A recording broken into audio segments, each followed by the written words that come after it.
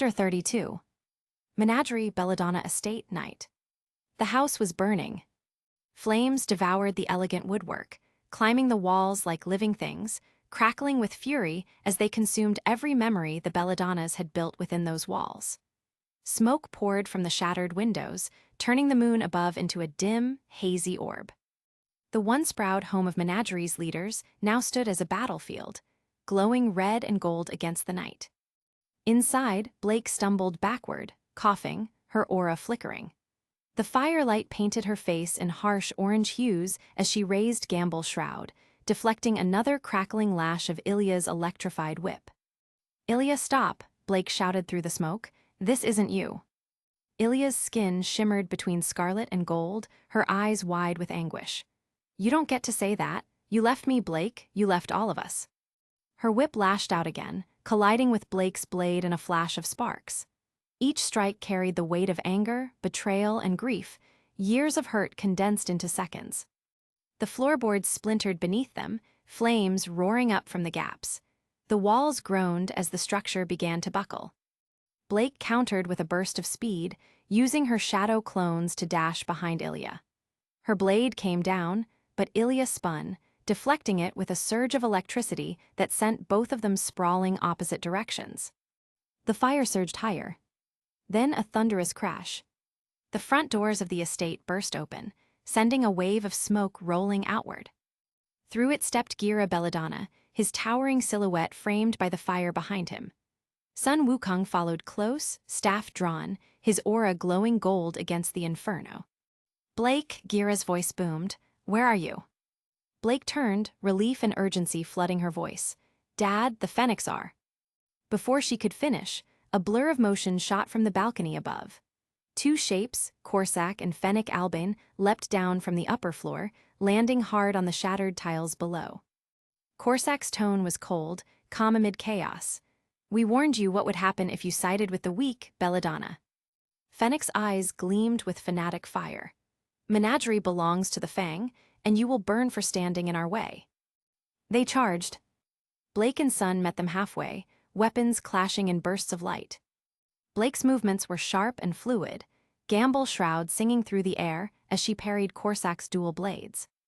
Sun flipped over Fennec, his staff striking in a blur, each hit sending shockwaves through the fiery room. Gira rushed forward to join them, but another figure cut across his path.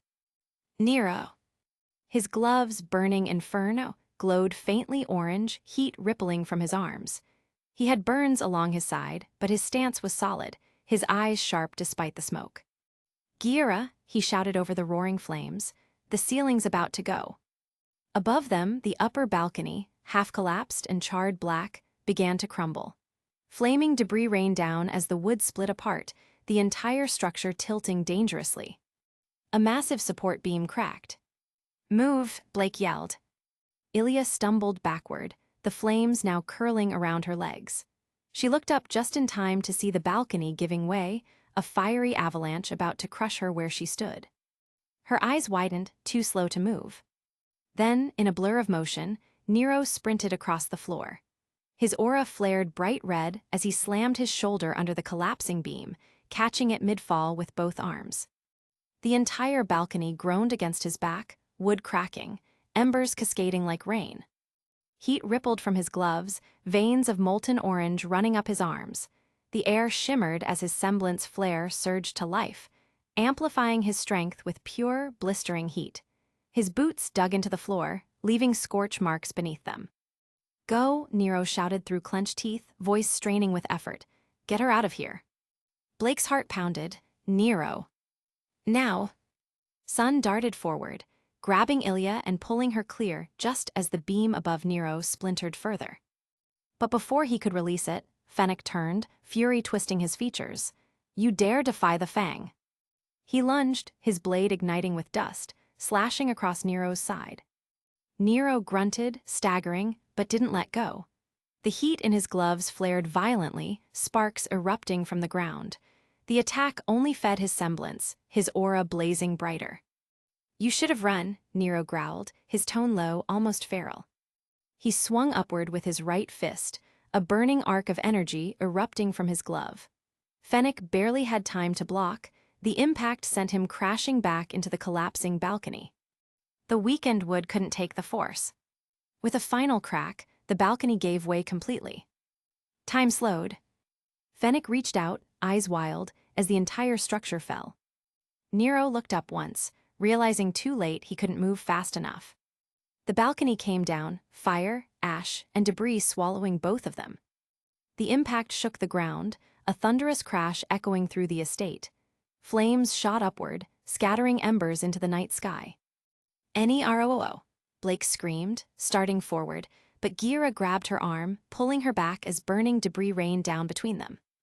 "Blake, no," he barked, "you'll be crushed." Dust and smoke filled the room. For a few seconds, the world went silent except for the roar of fire and the creak of collapsing wood. Then a weak groan. Corsac, eyes blazing with grief, crawled from the wreckage, half his coat burned away. He saw the wreckage pinning his brother's still form beneath the flames. Fennec, his voice broke, trembling with rage. "No." He staggered to his feet, turning toward Blake, Gira, and Son, aura flaring violently. "You'll pay for this." Corsac charged, aura twisting like fire around his hands. Blake and Son raised their weapons, preparing for the onslaught. But before he could reach them, a whip of blue lightning lashed across his chest. "Ilya." She stood shakily between the two sides, her skin flickering between color and transparency, her eyes wet with tears. "Stop it," she screamed, her voice cracking. "Just stop." Corsac froze, disbelief crossing his face.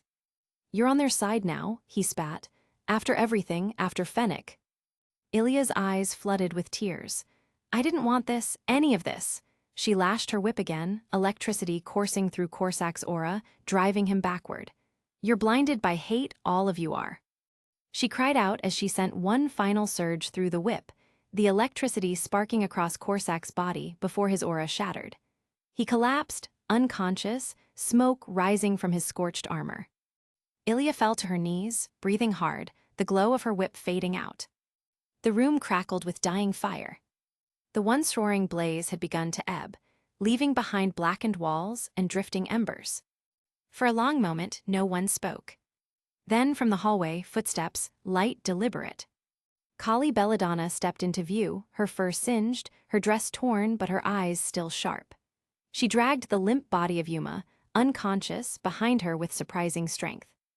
"I caught this one outside," she said, voice steady but cold. "He won't be waking up anytime soon." Son blinked. "Remind me never to get on your bad side, Mrs. B." Kali gave a faint, weary smile, but it didn't reach her eyes. Her gaze drifted to Ilya, who sat slumped amid the ruins, trembling.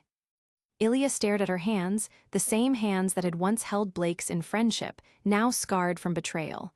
The reality of it all seemed to crash down at once. The fire, the fighting, the blood. Her whip slipped from her grasp, clattering softly against the charred floor. "I'm sorry," she whispered, voice breaking. "I didn't mean for it to go this far." Blake approached slowly, lowering her weapon. The anger in her face had faded, replaced by sadness, by the painful understanding of what war had made of all of them. "I know," Blake said gently, "but we can fix this, together." Ilya's tears spilled freely now, glistening in the dying firelight. She covered her face with her hands, shoulders shaking as sobs overtook her. Kali moved to her side, kneeling and placing a gentle hand on her shoulder, not as an enemy, but as a mother. "It's over," Kali said softly. "You're safe now." Outside, the fire continued to crackle, the moonlight reflecting off the black smoke rising from the Belladonna estate. The sound of waves in the distance mingled with the settling debris. Gira stood near the ruins of the balcony, looking over the wreckage, what had been Nero's last known position. The weight of silence settled over them all. Blake followed his gaze, her stomach twisting. The flames had died down enough to reveal the scorched beams, but there was no sign of movement. Son took a cautious step forward. "Do you think he?" Gira cut him off with a raised hand. His voice was low, Grimm. "We'll find him, but not now, not until the fire's out." Blake's fists clenched, her eyes burning as she looked at the ruins. The heat, the smoke, the silence, all pressing down on her like the weight of guilt itself. She whispered almost to herself, "Please, be okay." The wind shifted, carrying the smell of burnt wood and sea salt through the broken walls. Embers drifted upward, glowing faintly like fading stars. And as the fire finally began to die, leaving only the crackle of cooling ash, the truth settled over the Belladonna family, their allies, and even Ilya herself. They had survived the night, but none of them knew what price Nero had paid. Menagerie, Belladonna house basement, night. The sound of destruction swallowed everything. Wood cracked, stone screamed, the world tilted. The balcony above the Belladonna home gave way under the chaos, a fractured skeleton of beams and burning wood collapsing into the depths. The night air filled with sparks and dust as debris rained like shrapnel.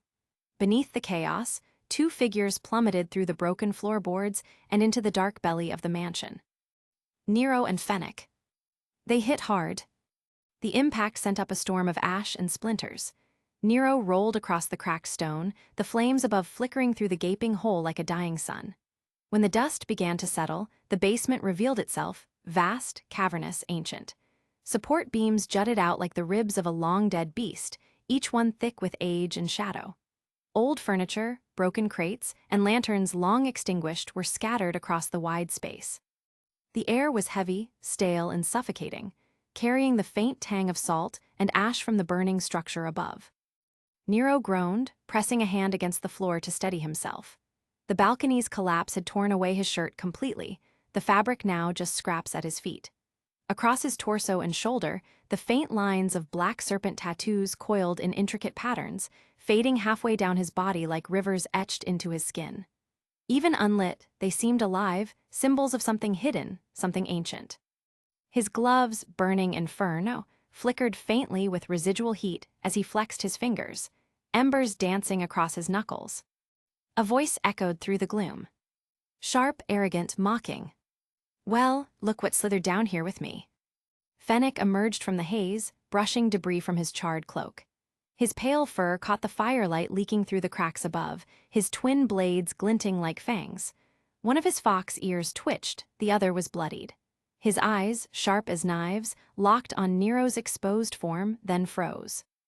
"Ah," Fennec whispered, a cruel smile curling across his lips. "So that's what you are." Nero said nothing. He merely straightened, the faint glow of embers rippling across his gloves. The tattoos along his chest shimmered faintly, as if the firelight itself bowed to his presence.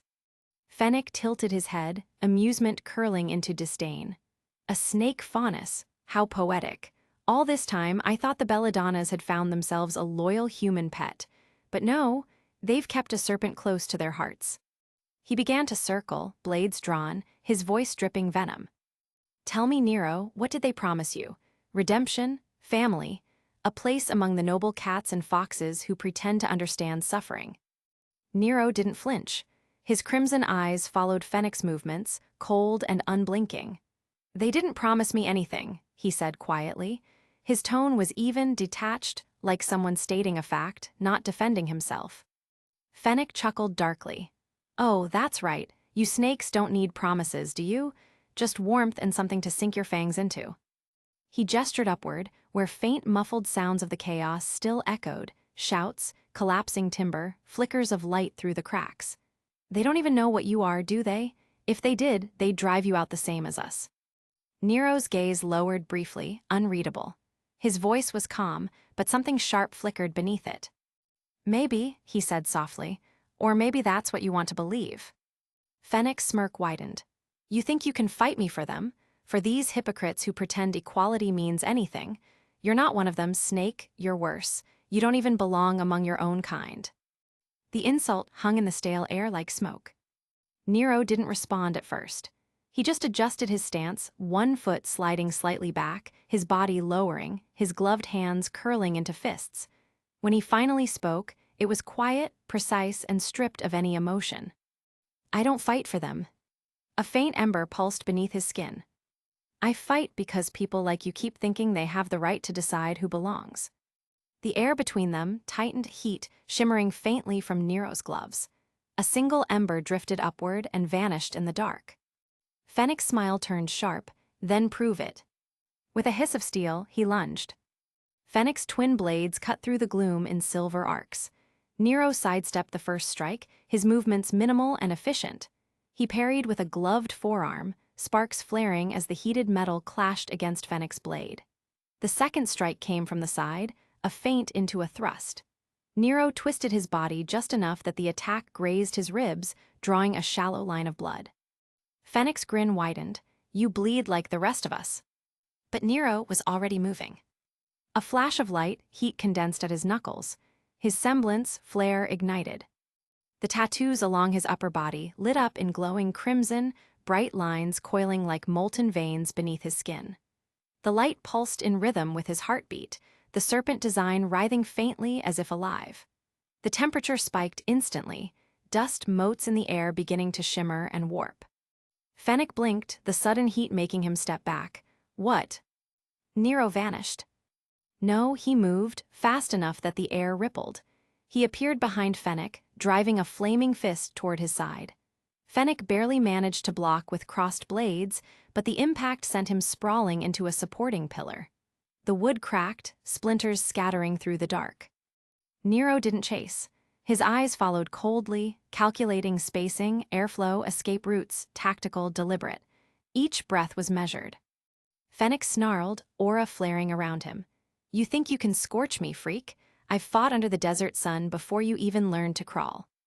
He dashed forward again, blades spinning in a flurry, sharp, blinding. Nero blocked one strike, ducked another, then kicked upward, sending debris flying into Fennec's line of sight. A punch followed, clean, direct, that caught the fox across the jaw, heat flashing bright as sparks flew. Fennec hit the ground and rolled, panting, aura flaring golden as he deflected another blow. "You fight like a soldier," he spat, voice cracking with fury. "Precise. Empty. You think that makes you strong." Nero's reply was flat. "It makes me alive."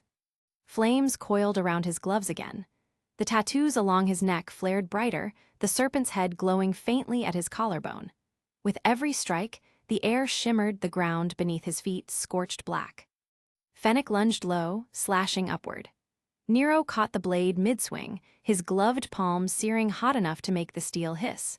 He twisted, dragging Fennec forward, and slammed his knee into the fox's chest, the blow cracking through his aura like a thunderclap. Fennec stumbled back, coughing, his aura flickering weakly. He wiped his mouth and found his glove stained with ash and sweat. His eyes darted toward Nero, who stood unmoving, breath steady, flames licking faintly around him. "You're not fighting to protect anyone," Fennec sneered, voice hoarse. "You're fighting to burn something." Nero didn't deny it. "Maybe," he murmured, "but right now it's you." He moved again, faster this time. A low punch to the ribs, a follow-up elbow to the jaw. Heat pulsed through each strike, scorching marks across Fennec's aura. The fox countered with a desperate swing, slicing through the hem of Nero's glove, but Nero caught his arm mid-motion and twisted hard. Fennec screamed as his wrist bent at a sharp angle, one of his blades clattering to the floor. Nero stepped forward, flames brightening. For a second, his glowing tattoos illuminated the space fully, and in that moment, Fennec saw him clearly. Not a human, not just a faunus. Something else calm, focused, terrifyingly controlled. "Monster," Fennec hissed through gritted teeth. Nero looked down at him, eyes glowing faintly red through the haze of heat. His voice was soft, almost mournful. "Funny, that's what humans used to call me too." He drove his fist into Fennec's gut, the impact a burst of flame and shockwave combined. The force sent Fennec flying across the basement, smashing into a row of pillars. Dust cascaded from the ceiling. Cracks spiderwebbed along the stone walls. The air grew still, thick with heat, and the distant sound of burning timber above. Nero exhaled, the glow along his tattoos dimming slightly. He began to approach the fallen faunus, his steps echoing softly across the scorched floor. Fennec coughed, struggling to rise. His aura was flickering now, fading with every breath. Still, his words dripped venom. "You think they'll ever accept you, when they see what you really are." Nero's gaze didn't waver. "I don't need them to." He raised his hand, heat swirling at his knuckles, ready for the final blow. Fennec struggled to rise. The world swayed around him, fractured beams, collapsing dust, the pulsing orange glow of fire leaking through the cracks above. Every breath came out ragged, every muscle trembling under the weight of exhaustion and pain. His sword lay just beyond his reach, the metal scorched from Nero's earlier blows. Nero approached slowly, each step deliberate, unhurried, heavy with intent. The faint hiss of his gloves and the glow along his tattoos painted his half-bare form in living firelight. One half of him still looked human, flesh and scar. The other half glowed like molten glass, veins of crimson light coursing just beneath the skin, pulsing faintly with his heartbeat. He stopped in front of the fallen fox. Fennec forced a laugh, low, wheezing defiant. "Go on then, finish it, show them what you really are." Nero tilted his head slightly, studying him like one might study a fading ember. The light from above caught the hard lines of his jaw, the reflection of fire dancing in his red eyes. "I already did," he said quietly. Fennec's brow furrowed, confusion flickering, and then Nero moved. It wasn't a wild strike. It was clinical, controlled. He seized the front of Fennec's tunic, yanked him up, and drove a punch straight into his chest. The heat from burning inferno flared bright, the sound not of impact, but of compressed air exploding outward. A brief flash of crimson light filled the basement, and then everything went still. Fennec hit the ground hard, his body sliding across the stone until it came to rest against a pillar. The faint shimmer of aura that had protected him finally shattered, scattering like broken glass in the air. For a long moment, there was only silence. Just the crackle of small fires and Nero's measured breathing. He stood there, shoulders heaving, eyes still fixed on the body before him. Slowly, the red glow of his tattoos dimmed, fading back into the pale, ink-black pattern etched into his skin. The heat around him receded, replaced by the cool weight of the underground air. Then he exhaled, long, slow, steady. When he opened his eyes again, the battle fury was gone. In its place was something else, that same cold focus, tactical and unshaken. He walked toward Fennec's body, crouched beside him, and studied the stillness of the fallen Faunus. The burns that marred his cloak were faint, limited to where Nero's strikes had landed. The rest, the bruises, the blunt damage, told the real story. Nero flexed his fingers once, the gloves crackling faintly. "Sorry," he murmured under his breath. It wasn't apology, just acknowledgement. The kind soldiers gave to the fallen. Then he did what he had to. He pressed his hand gently against the nearest wooden beam, gathering what little heat his semblance still retained. The burning inferno gloves flared, and the beam's surface blackened, smoke curling upward. He dragged the scorched wood across Fennec's wounds, searing away the telltale marks of blunt trauma. The smell of charred fabric and wood filled the air. When he was done, it looked convincing, the work of the fire, not a fist. He sat back for a second, staring at his own hands. The faint embers still glowed between his fingers, reflecting in his eyes. There was no triumph in them, no satisfaction. Just silence. From above, the sounds of battle had faded, replaced now by muffled voices, hurried footsteps, and the distant groan of the burning structure. A faint light shone through a crack in the floorboards. Blake's voice echoed distantly, urgent, calling for her mother. Nero rose. The basement stretched out around him, vast and quiet, the pillars casting long shadows that seemed to shift with the flicker of the firelight. For a moment, he just stood there, surrounded by the echoes of the fight, feeling the tremor in his breath fade away. The smell of smoke, the distant sound of waves outside, they blurred into one muted hum. Then he started to climb. He used the collapsed debris as handholds, his movements methodical. Each motion left faint smears of soot on the splintered wood. The glow of his tattoos pulsed once more as he gathered heat into his palms, not to burn, but to brace himself against the fractured, heated beams. He moved with the same precision as in battle, each step measured, each breath steady. When he reached the edge of the broken floor and pulled himself up, the house above was chaos. Flames licked the walls. Ash drifted like snow through the air. Sun stood beside Blake, both of them helping Gira and Kali move Ilya away from the collapsing section. Korsak's unconscious form was sprawled across the ruined hallway. The acrid scent of smoke burned every breath.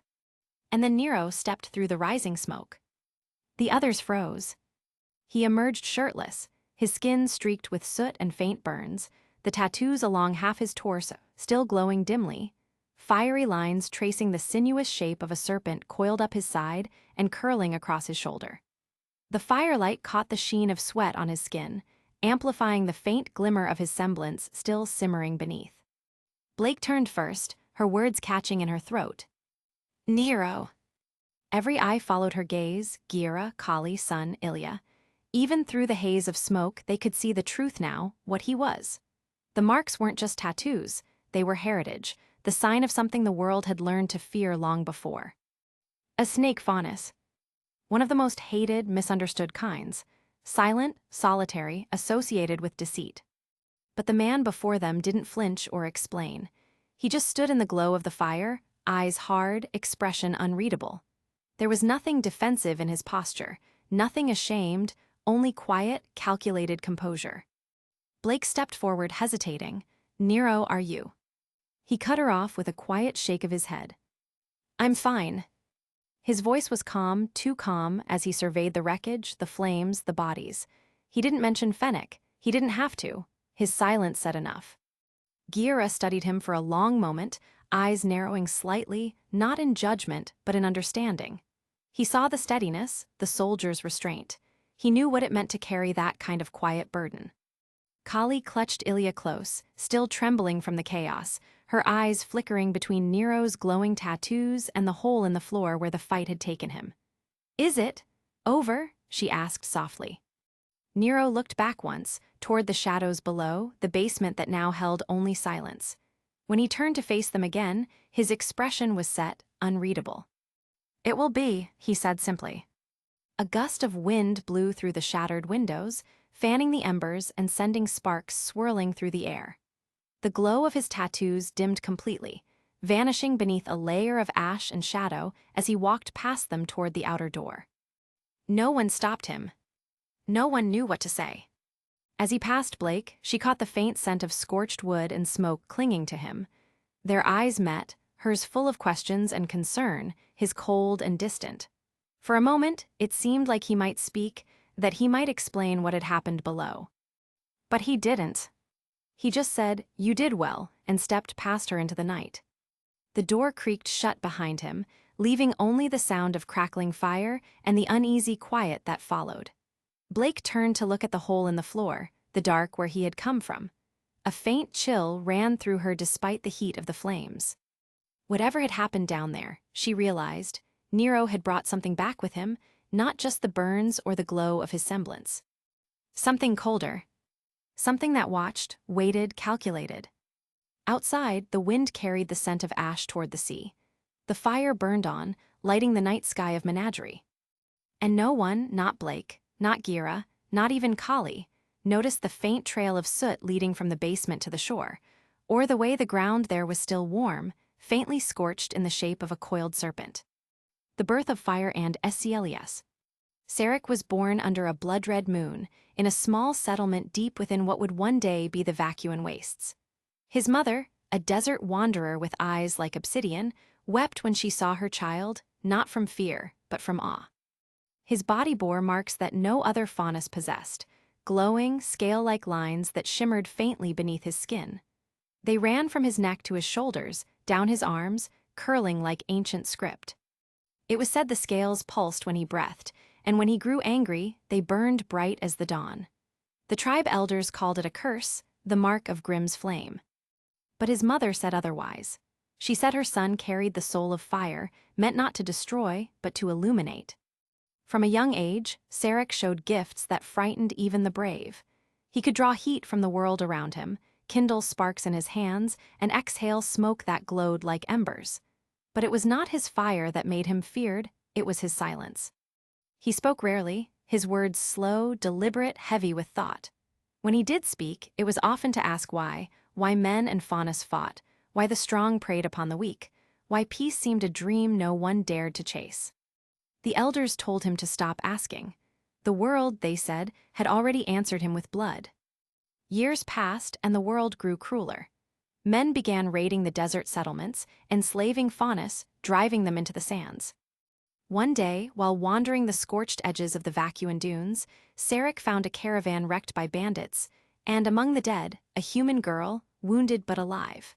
Her name was Ira Solon, the daughter of a merchant from Vale. He could have left her there. Instead, he carried her back to his people, nursed her back to life, and when she awoke, she didn't scream at his glowing scales. She smiled. Ira stayed with them for months, teaching Sarek the language of the kingdoms, the songs and stories of men. And Sarek taught her the ways of the desert, how to find water by the shape of the dunes, how to move unseen by Grimm, how to listen to the wind. They were opposites, flame and frost, yet they fit together as though shaped by the same fire. But their closeness drew suspicion. The tribe whispered that the human girl had bewitched him, that her words were poison. When Ira left one morning to return to her people, Sarek promised to find her again and to build a world where neither would have to hide. He began traveling between human towns and faunus camps, spreading his message of unity, of a world where all could stand as equals under one sun. And for a time, people listened. For a time, there was hope. But hope, the elders say, is the cruelest ember. It always burns out. When Sarek returned to his tribe months later, he found the humans had attacked the settlements nearby. They blamed the faunus for stealing their supplies, for harboring a fire demon who burned caravans in the night. The tribe elders were furious. They turned to Sarek, their strange child of fire, and demanded to know the truth. "Did you bring this upon us?" they asked. "Did you show them where we are?" Sarek pleaded with them, told them it wasn't him, that he didn't tell the humans their whereabouts, that they could still make peace if they only reached out. But his words fell into ash. A faunus he'd once called brother stepped forward, holding a burned scrap of fabric, Ira's shawl. It had been found near one of the ruined camps. "She's the reason they came," the man said, "and you let her lead them to us." That night the tribe cast him out. Some say they beat him and left him bleeding beneath the stars. Others say they merely turned away as he walked into the desert alone. But all agree on one thing, that as he left, Sarek said nothing. Not a word. Only silence. And that silence was the loudest thing they'd ever heard. The humans found him days later, half dead, his aura dim, his eyes hollow. They called him the monster of the sands, claiming he'd burned caravans and villages alike. No matter how he tried to explain, his words meant nothing. The fire in his veins was proof enough of his guilt. They chained him, dragged him to the edge of the desert, and built a pyre of wood and steel. When they asked for his final words, Sarek looked out at the crowd, faunus and human alike, and said only, "You all fear the flame. But you never understood that it only burns because you keep feeding it." Then they set him alight. But the fire did not consume him. It answered him. Witnesses said the pyre exploded outward in a storm of crimson light, that the sky turned black, and the sand itself caught fire. They say he screamed, not in pain but in sorrow, and that his cry scorched the land for miles around, turning the desert glassy and lifeless. When the flames faded, nothing remained of Sarek Voss, no body, no ash, only silence. Outside the Belladonna household, night laid itself over Menagerie like a soft bruise, dark, wide, and edged with the glow of torchlight. Lanterns swung in the courtyard, throwing slow, patient shadows across the cobbles. The air smelled of ash and wet earth, of burned cloth and rain that had not yet come. People gathered at the edges, faunus and humans alike, faces lit by orange, eyes wary, mouths stitched with disbelief. Somewhere inside the crowd, the faint metallic clink of armor. Somewhere else, the quiet, raw intake of breath that comes when too many hurts sit in one place. Gira stood a little apart from the others, the weight of leadership tucked into the set of his shoulders. His presence drew attention without demanding it, a calm center amid tremors. Beside him, 2 guards had already placed hands on one of the prisoners.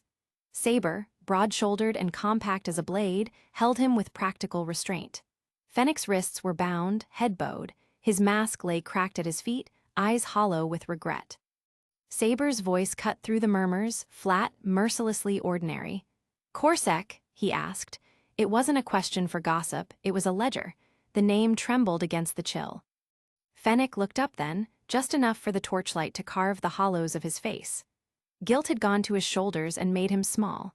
He opened his mouth and closed it. The single nod Gira gave, a soft, negative tilt of his chin, said what any longer answer would have wasted on them all. "Was it worth it?" Saber's voice was smaller then, a different kind of blade. He leaned in, so close that the gathered crowd heard only the rasped syllables. All of it. For this, for them. His thumb brushed Fennec's jaw with the sort of familiarity reserved for cold operations and colder betrayals. Fennec's hands curled against the rope. His eyes filled and emptied like a slow tide. He did not answer. If his face could speak, it would have been apology after apology, a litany of why he had done what he thought necessary. Instead, he stared at the ground, at the blackened pattern where the torches had chewed the stones, and the shame in his posture felt like a map of every ruin in the town. Saber's gaze snapped toward Gira then, the question sharpened, "Where is the other red one?" "Nero." It was a small phrase, but it carried accusation like an ember. Everyone leaned forward as if they might catch whatever spark fell. Gira's face did not move. He looked at Fennec for the space of 3 heartbeats and then away. No words. A slow, deliberate silence where an answer might have been. The crowd hummed, a wet, uncomfortable sound. Saber's jaw tightened. He gave Fennec a short, professional nod and stepped back, taking his prisoner with him. They walked away through the torchlight, like a shadow being led out of a room. The courtyard seemed to breathe again when the footsteps faded, a collective exhale that had nowhere to go. Blake stepped forward. At first, people thought she would speak the way words had expected to fall that night, measured sorrow, a private litany. Instead, she let the silence swell inside her like tidewater before the wave, and then loosed it. Her speech unfurled slow and deliberate, each sentence polished and sharp. "We are here because homes burned and bones were counted," she said, voice clear in the cold air. "Because children cried for parents who would not come back, because places that held us now hold only questions." Her eyes swept the crowd, faunus faces, human faces, some hollow with anger, others with the fragile hope that someone might finally name the thing that hurt them. Blake's words were not balm at first, they were a mirror. "It's easy," she continued, "to point at faunus and call them monsters. Easy to say that those with fur and tails brought this upon themselves. I know that hatred. I have worn it. I have been on the other side of those shutters, waiting for fingers to point." A murmur shivered through the crowd. Blake let it ride, letting the memory of Amber, of streets and choices and her own complicated culpability, sit between them. "But monsters are not born from species," she said, and now the words turned sharper, ragged edges catching light. "Monsters are made. They are made by men who put hatred into uniforms and give names like justice to cruelty. Adam's white fang did not rise from the blood of every faunus. It rose from one man's hands shaping violence into creed." She took a breath, and the night leaned with her. "If we keep pointing at each other, we let men like Adam hide behind the noise. We let them do more damage while we are busy hurling blame. If we care about stopping this for anyone, faunus or human, then we must do something that will hurt them where they live. We must go after him. We must go to Haven and stop Adam before he turns others into what he is." When she finished, the courtyard was very, very still. Then the first voice rose, small, tentative, then dominoing into determination. "To Haven," someone said. "We go." Another voice. "Yes." Chains of assent snaked out, gathering momentum until even the reluctant found rhythm in the idea of action rather than blame. Ilya stood a little back, and when she stepped forward, the torchlight caught the faint flush on her ears. Blake's breath hitched in a way the crowd heard, surprise, perhaps, a shift in some map that had, until this moment, been unmoving. Ilya's face was pale with something between courage and fear. Her presence was an odd punctuation mark in the crowd's motion, a reminder that no one was wholly one thing. A ripple of noise ran through the people like wind catching a loose banner. "She's the one who," someone began, and others picked up the unfinished accusation like a tune. The memory of fights, of wounds, of belladonna names hurled like stones, rose up in the air between them. Ilya bowed her head then, a small, injured motion. Shame folded her shoulders inward. It was the posture of someone who had been called and found wanting, and yet had come nonetheless. Blake watched her for a long moment, and something in the set of Blake's jaw softened. The crowd's chatter dimmed as attention bent toward the two of them. Blake stepped down from the low rise she had taken and called softly, "Ilya." Ilya's eyes flicked up, a quick flash of astonishment. The rest of the crowd inhaled. No one had expected this tenderness, not here, not with so much ash in the air. Blake moved closer until she stood within arm's reach and in front of everyone, placed a hand on Ilya's shoulder. "For what it's worth," Blake said, and the words were simple and honest, "I forgive you." Ilya looked as though she had been struck by light. Color ran back into her face in small, trembling waves. Someone, a mother at the edge, a child at the back, started to cry quietly, as if relief must spill somewhere. Then Sun joined them. He climbed the steps with his usual easy swagger, but tonight the swagger was tempered by something gentler. He slid into place beside Blake, looked at Ilya, and said with a warmth that reached the edges of the courtyard, "And I forgive you too, for what you did to me. That was a long time ago." His grin was half shy, half relieved. It was small, but the effect was huge, a key in a lock. The crowd moved then, a single, human tide folding together. People stepped closer to one another as if to shore up a fragile peace. Plans began to form in murmurs, routes, messengers, who could be trusted to go to Haven and who would hold the line here. Someone handed a cloak to a shivering child, an elder pressed a blade into the hands of a volunteer. Above them, the stars pricked through the smudge of night like watchful eyes, and for a moment the world felt less like it might break and more like it might be held.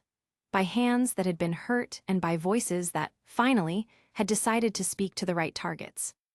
Gira watched them all, his expression unreadable and not unsoftened. In the stillness after Blake and Sun's words, his nod, when it came, was small, but it carried weight. Men would still be asked to answer for sins, families would still need mending.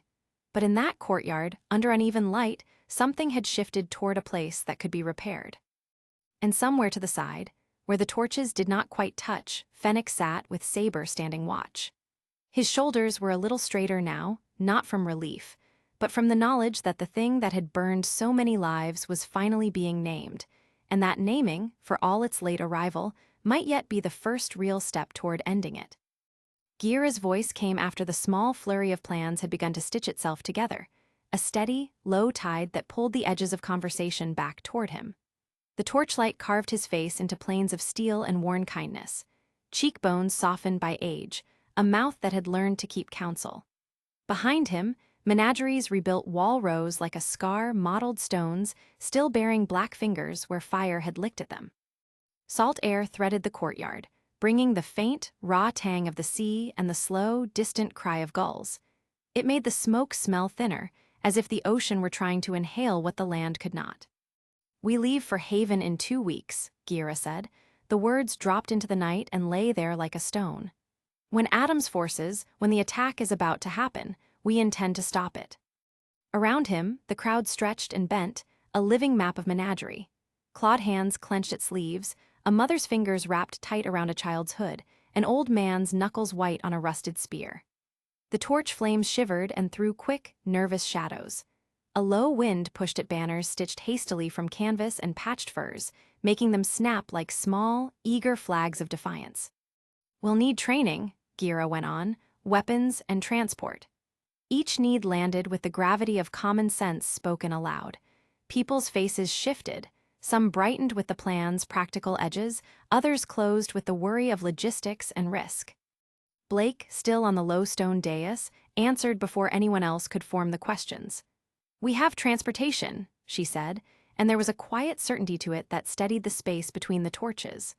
Sun, at her side, gave a small, confident laugh that made the nearby children smile involuntarily. "We'll get you to Haven," Sun added, voice loose with bravado that tried to make itself useful. "We have a way boats fast enough to outrun most patrols and people who know the channels. You just tell us when." The promise eased something in the crowd. Practicalities, suddenly, were less like a mountain and more like steps. People began to name things aloud. Someone volunteered to help with weapon repairs.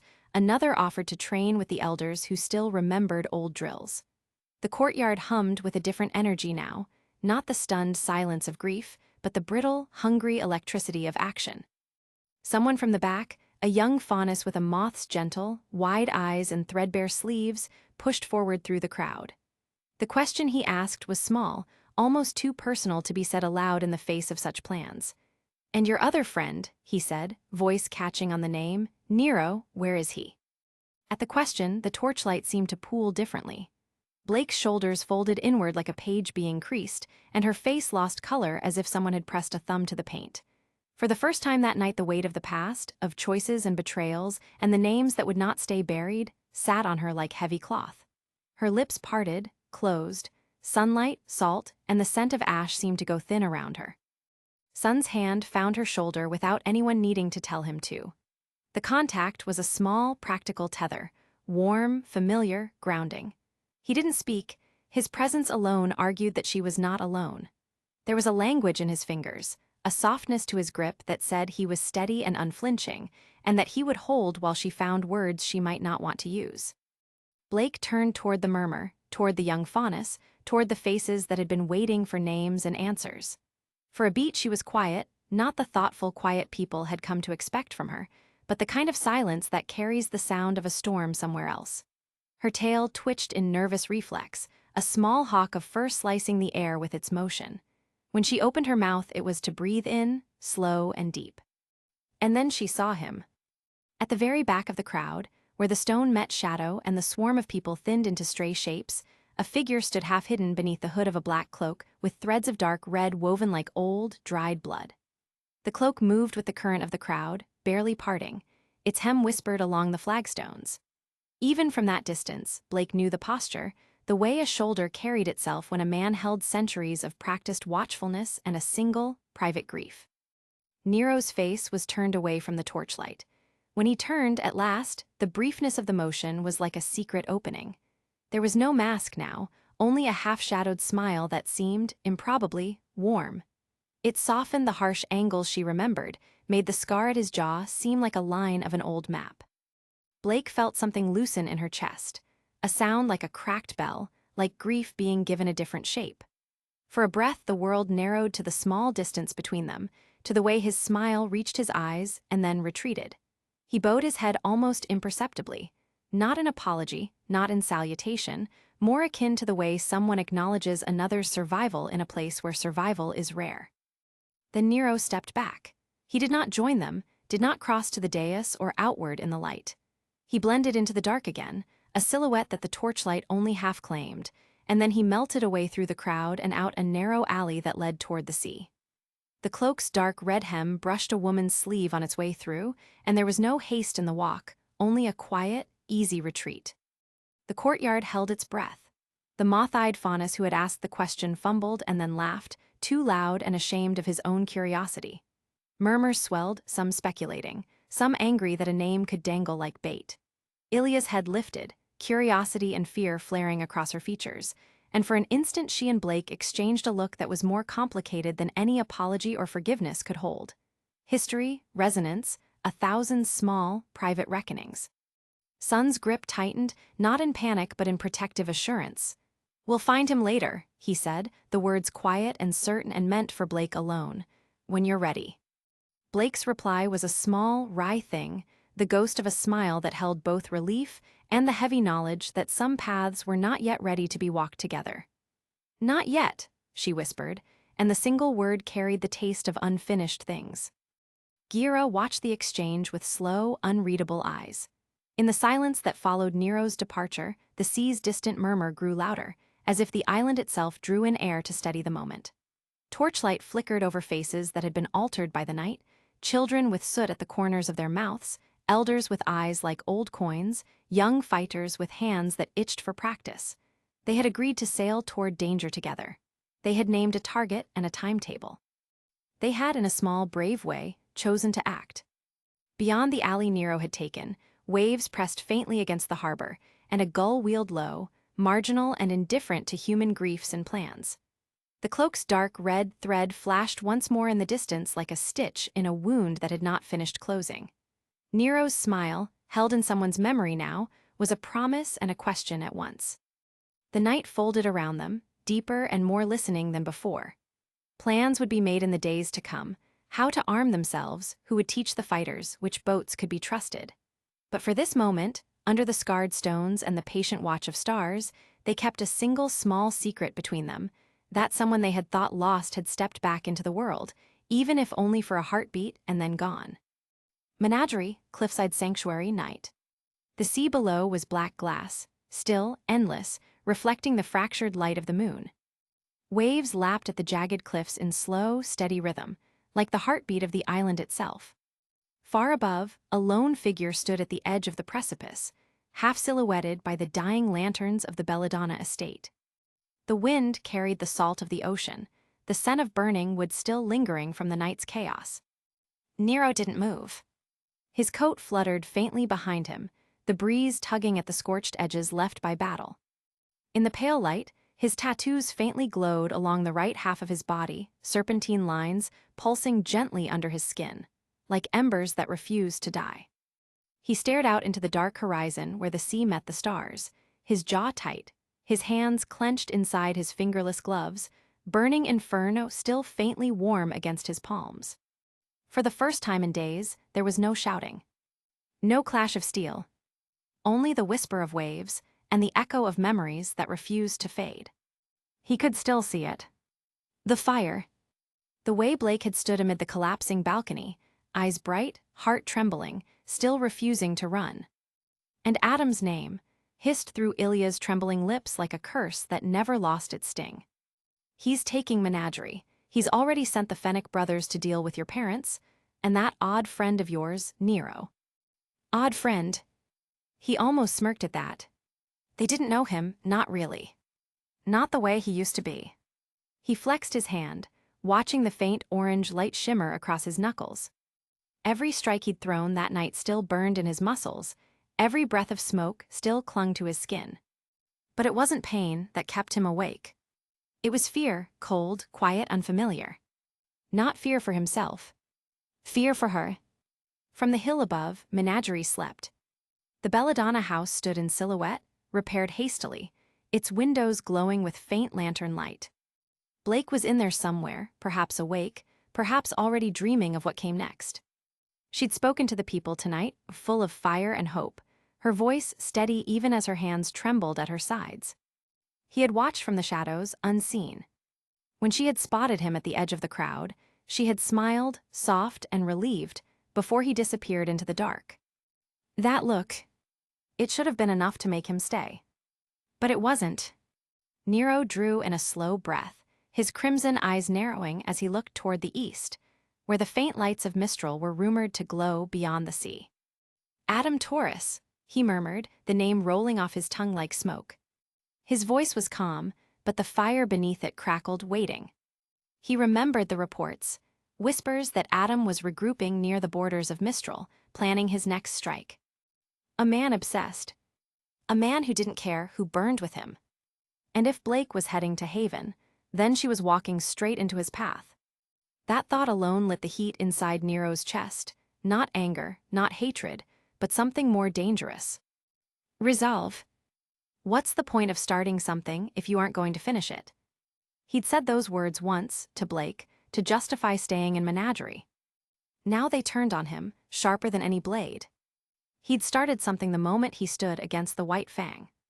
And he wouldn't let Adam finish it. Nero crouched near the cliff's edge, picked up a handful of sand and ash, and let it fall slowly through his fingers. The particles glowed faintly where they touched his skin, heat reacting to his semblance, shimmering like dying fireflies before the wind carried them away. He had lived most of his life running from what he was. A serpent-marked faunus in a world that told him to hide. A living echo of an old curse that mothers whispered to their children to keep them from wandering too far into the dark. Trust not the serpent's tongue, for it brings fire and ruin.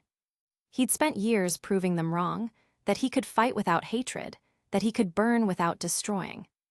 But men like Adam made that promise feel fragile. Every innocent life Adam took, every flame he lit in the name of freedom, made Nero's silence harder to keep. Maybe that was why he understood Adam so well. Because, deep down, they were both fire trying not to consume everything around them. The difference was choice. And Nero had made his. He turned his gaze upward. Clouds drifted past the moon, shrouding it in darkness before the light broke through again, silver on the water. For a moment, the reflection in his eyes looked almost like scales. Blake, he whispered, barely audible over the wind. He thought of her stubbornness, her quiet strength, the way she looked at the world not as it was, but as it could be. She made people believe again. She even made him believe. That was exactly why she couldn't face Adam alone. He stood, the soft crunch of sand beneath his boots the only sound. The glow from his tattoos brightened briefly, as his aura stirred golden light mixing with red and patterns like living flame. He reached into his coat, pulling out the folded piece of parchment Blake had given him earlier, a hastily drawn map of Mistral's northern trade routes. He stared at it for a long moment, then folded it again and slipped it into his pocket. If Adam Taurus wanted to burn the world to make it pure, then Nero would meet him first and make sure the fire stopped with him. From behind, a soft voice broke the silence. "You're leaving, aren't you?" He didn't turn. He didn't need to. Kali Belladonna stood in the shadow of the trees, a shawl draped over her shoulders, the soft glow of a lantern casting her face in amber. Her expression was calm, but her eyes, sharp and kind, missed nothing. "I saw you on the cliffs," she said, stepping closer. "You've been standing there for an hour." Nero let out a quiet breath. "I didn't think anyone noticed." "I'm a mother," Kali said gently. "I notice everything." A faint smile tugged at his lips. "I suppose you do." She came to stand beside him, looking out at the sea. "You plan to chase him, don't you? Adam." He didn't deny it. "He's not going to stop, Kali, not until he's made Blake suffer for leaving him." Her gaze softened, sadness flickering across her face. "And you think you can stop him alone?" "I don't think," Nero replied quietly. "I know." The wind tugged at the lantern's flame, stretching it sideways. Kali looked at him for a long moment, her tone tender but edged with concern. "She cares about you, you know," she said softly. "Blake, you may not see it, but I do." Nero's expression faltered for just a heartbeat, the first crack in his composure. "She doesn't need to." "She doesn't have to," Kali said. "But she does. And if you go after him, make sure you come back not as the fire that burned, but the warmth that protected her." Nero's eyes met hers. "I'll try. That's all I ask." She gave him a gentle smile and started back toward the house, her lantern bobbing in the dark. When she disappeared beyond the trees, Nero turned his eyes to the horizon once more. The wind grew colder. The waves louder.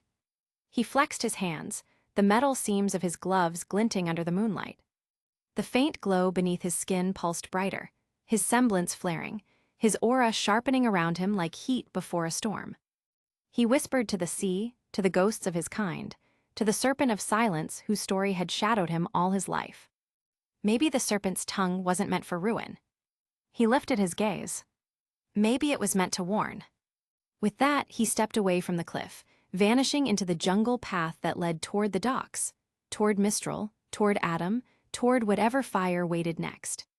The tide crashed against the rocks below, spraying mist into the air. The sound echoed for a long while after he was gone.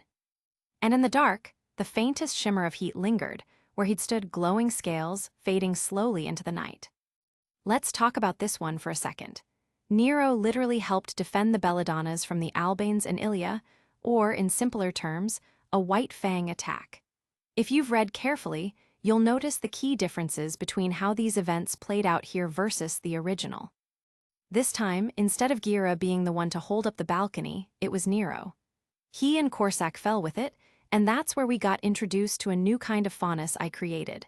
Writing that part, and the legend tied to it, was honestly a blast. Now Nero killing Corsac, even I didn't see that coming. That decision is going to have major consequences for his relationship with Blake later on, but again, no spoilers. As for the legend, it's far from over. In fact, Adam will weaponize it in a way that changes everything.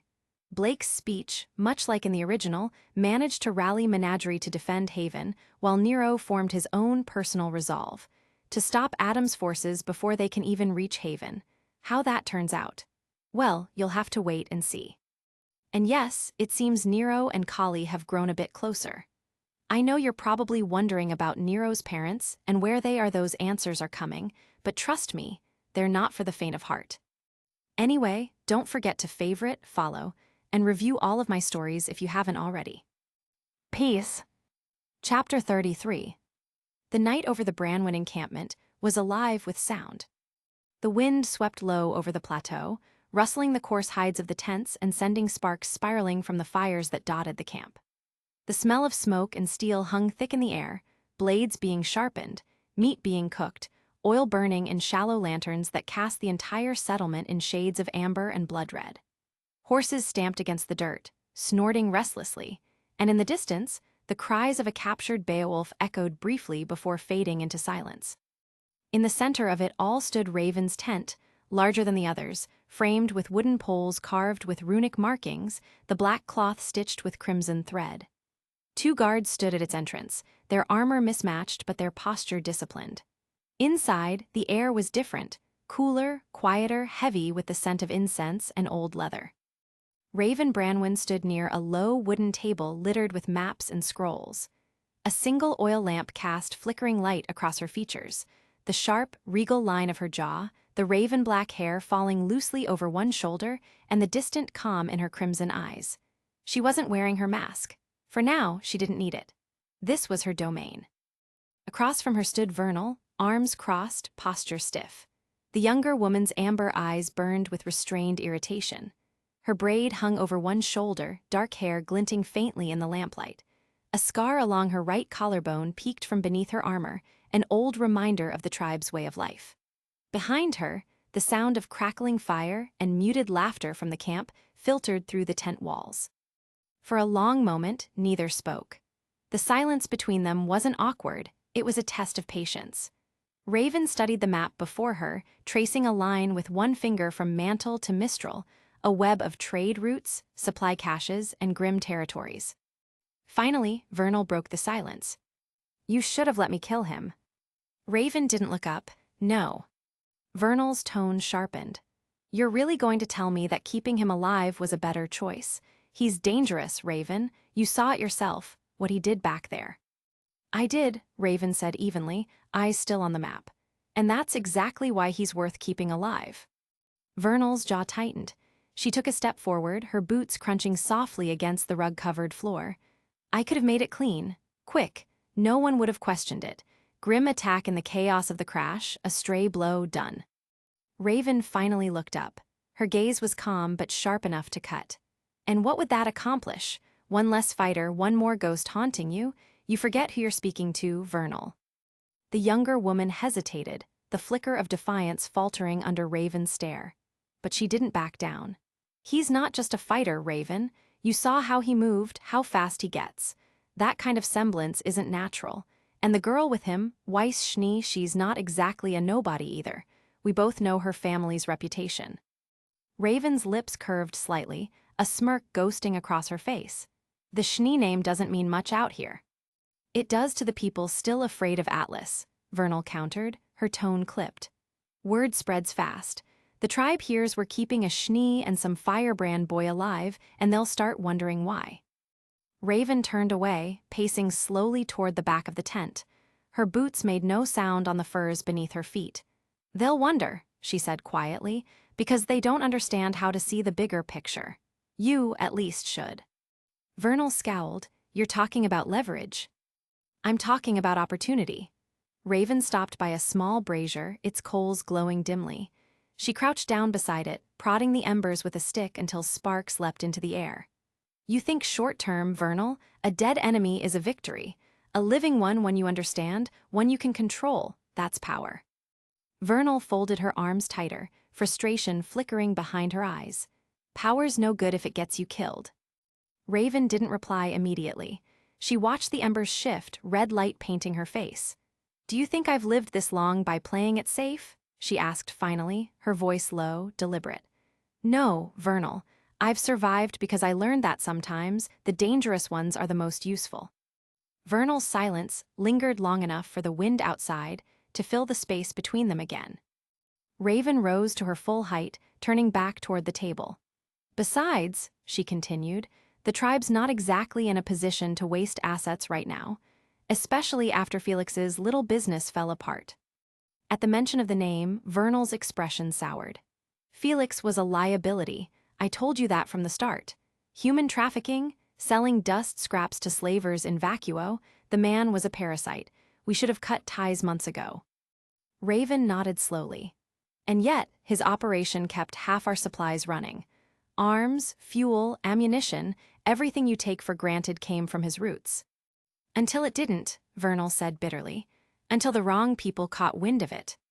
Raven's gaze flicked up, studying her second-in-command carefully. You said his network was compromised. It's more than that. Vernal stepped closer to the table, planting both hands on the map. Her tone dropped lower, sharper. Whoever hit Felix wasn't just some bounty hunter crew or Mistrali enforcers.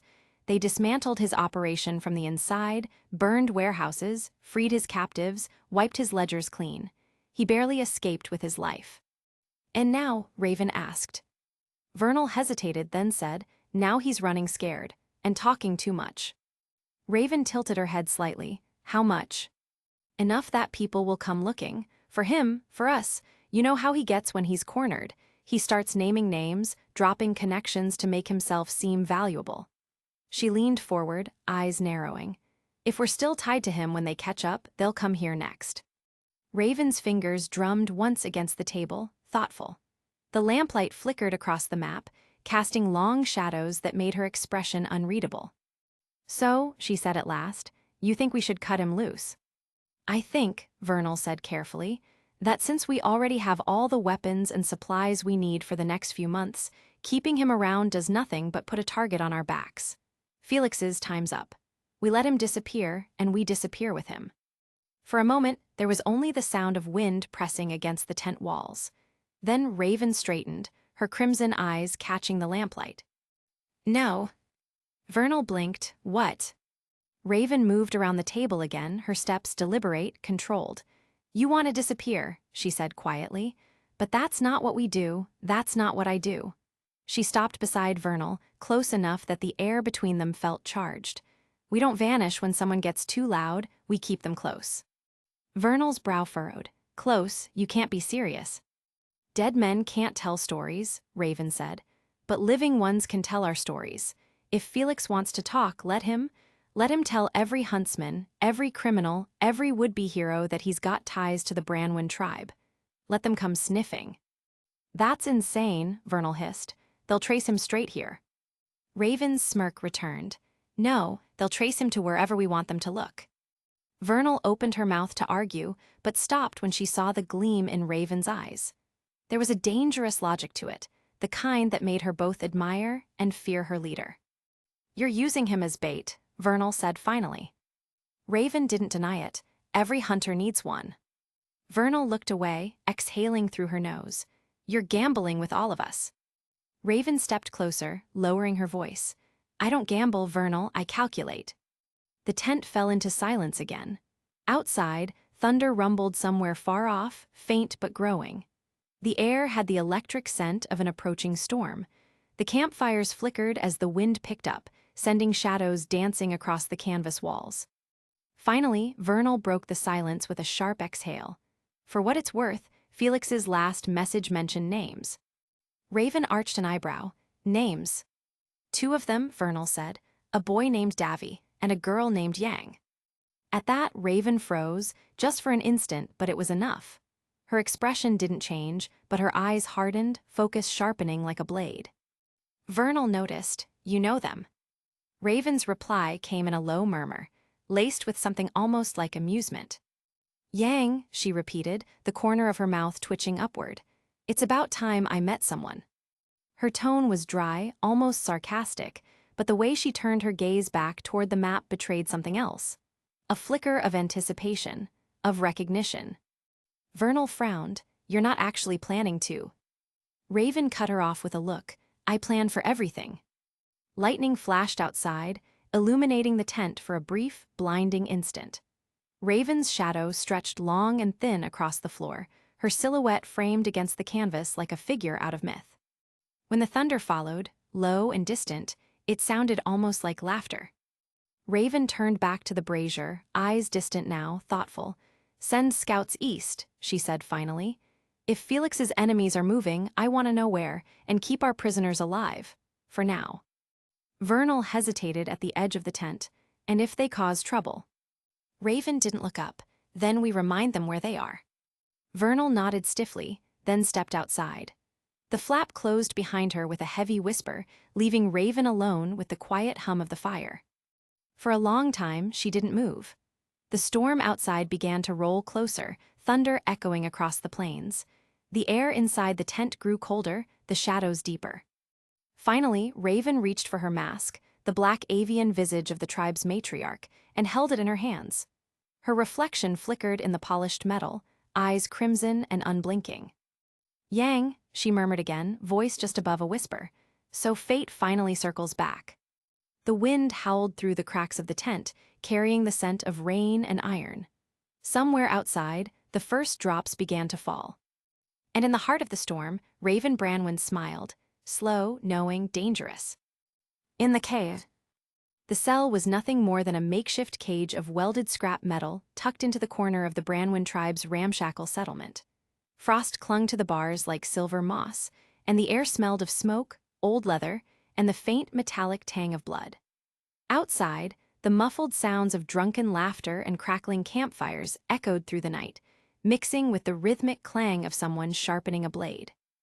Inside, the temperature dipped low enough to sting Weiss's cheeks. Eden sat opposite her, back against the cold bars, arms folded, looking like a shadow carved into the dimness. His expression was unreadable, or intentionally guarded. Weiss let out a slow, disappointed breath. "I can't believe that Ironwood took his soldiers away from Mistral," she muttered, shaking her head.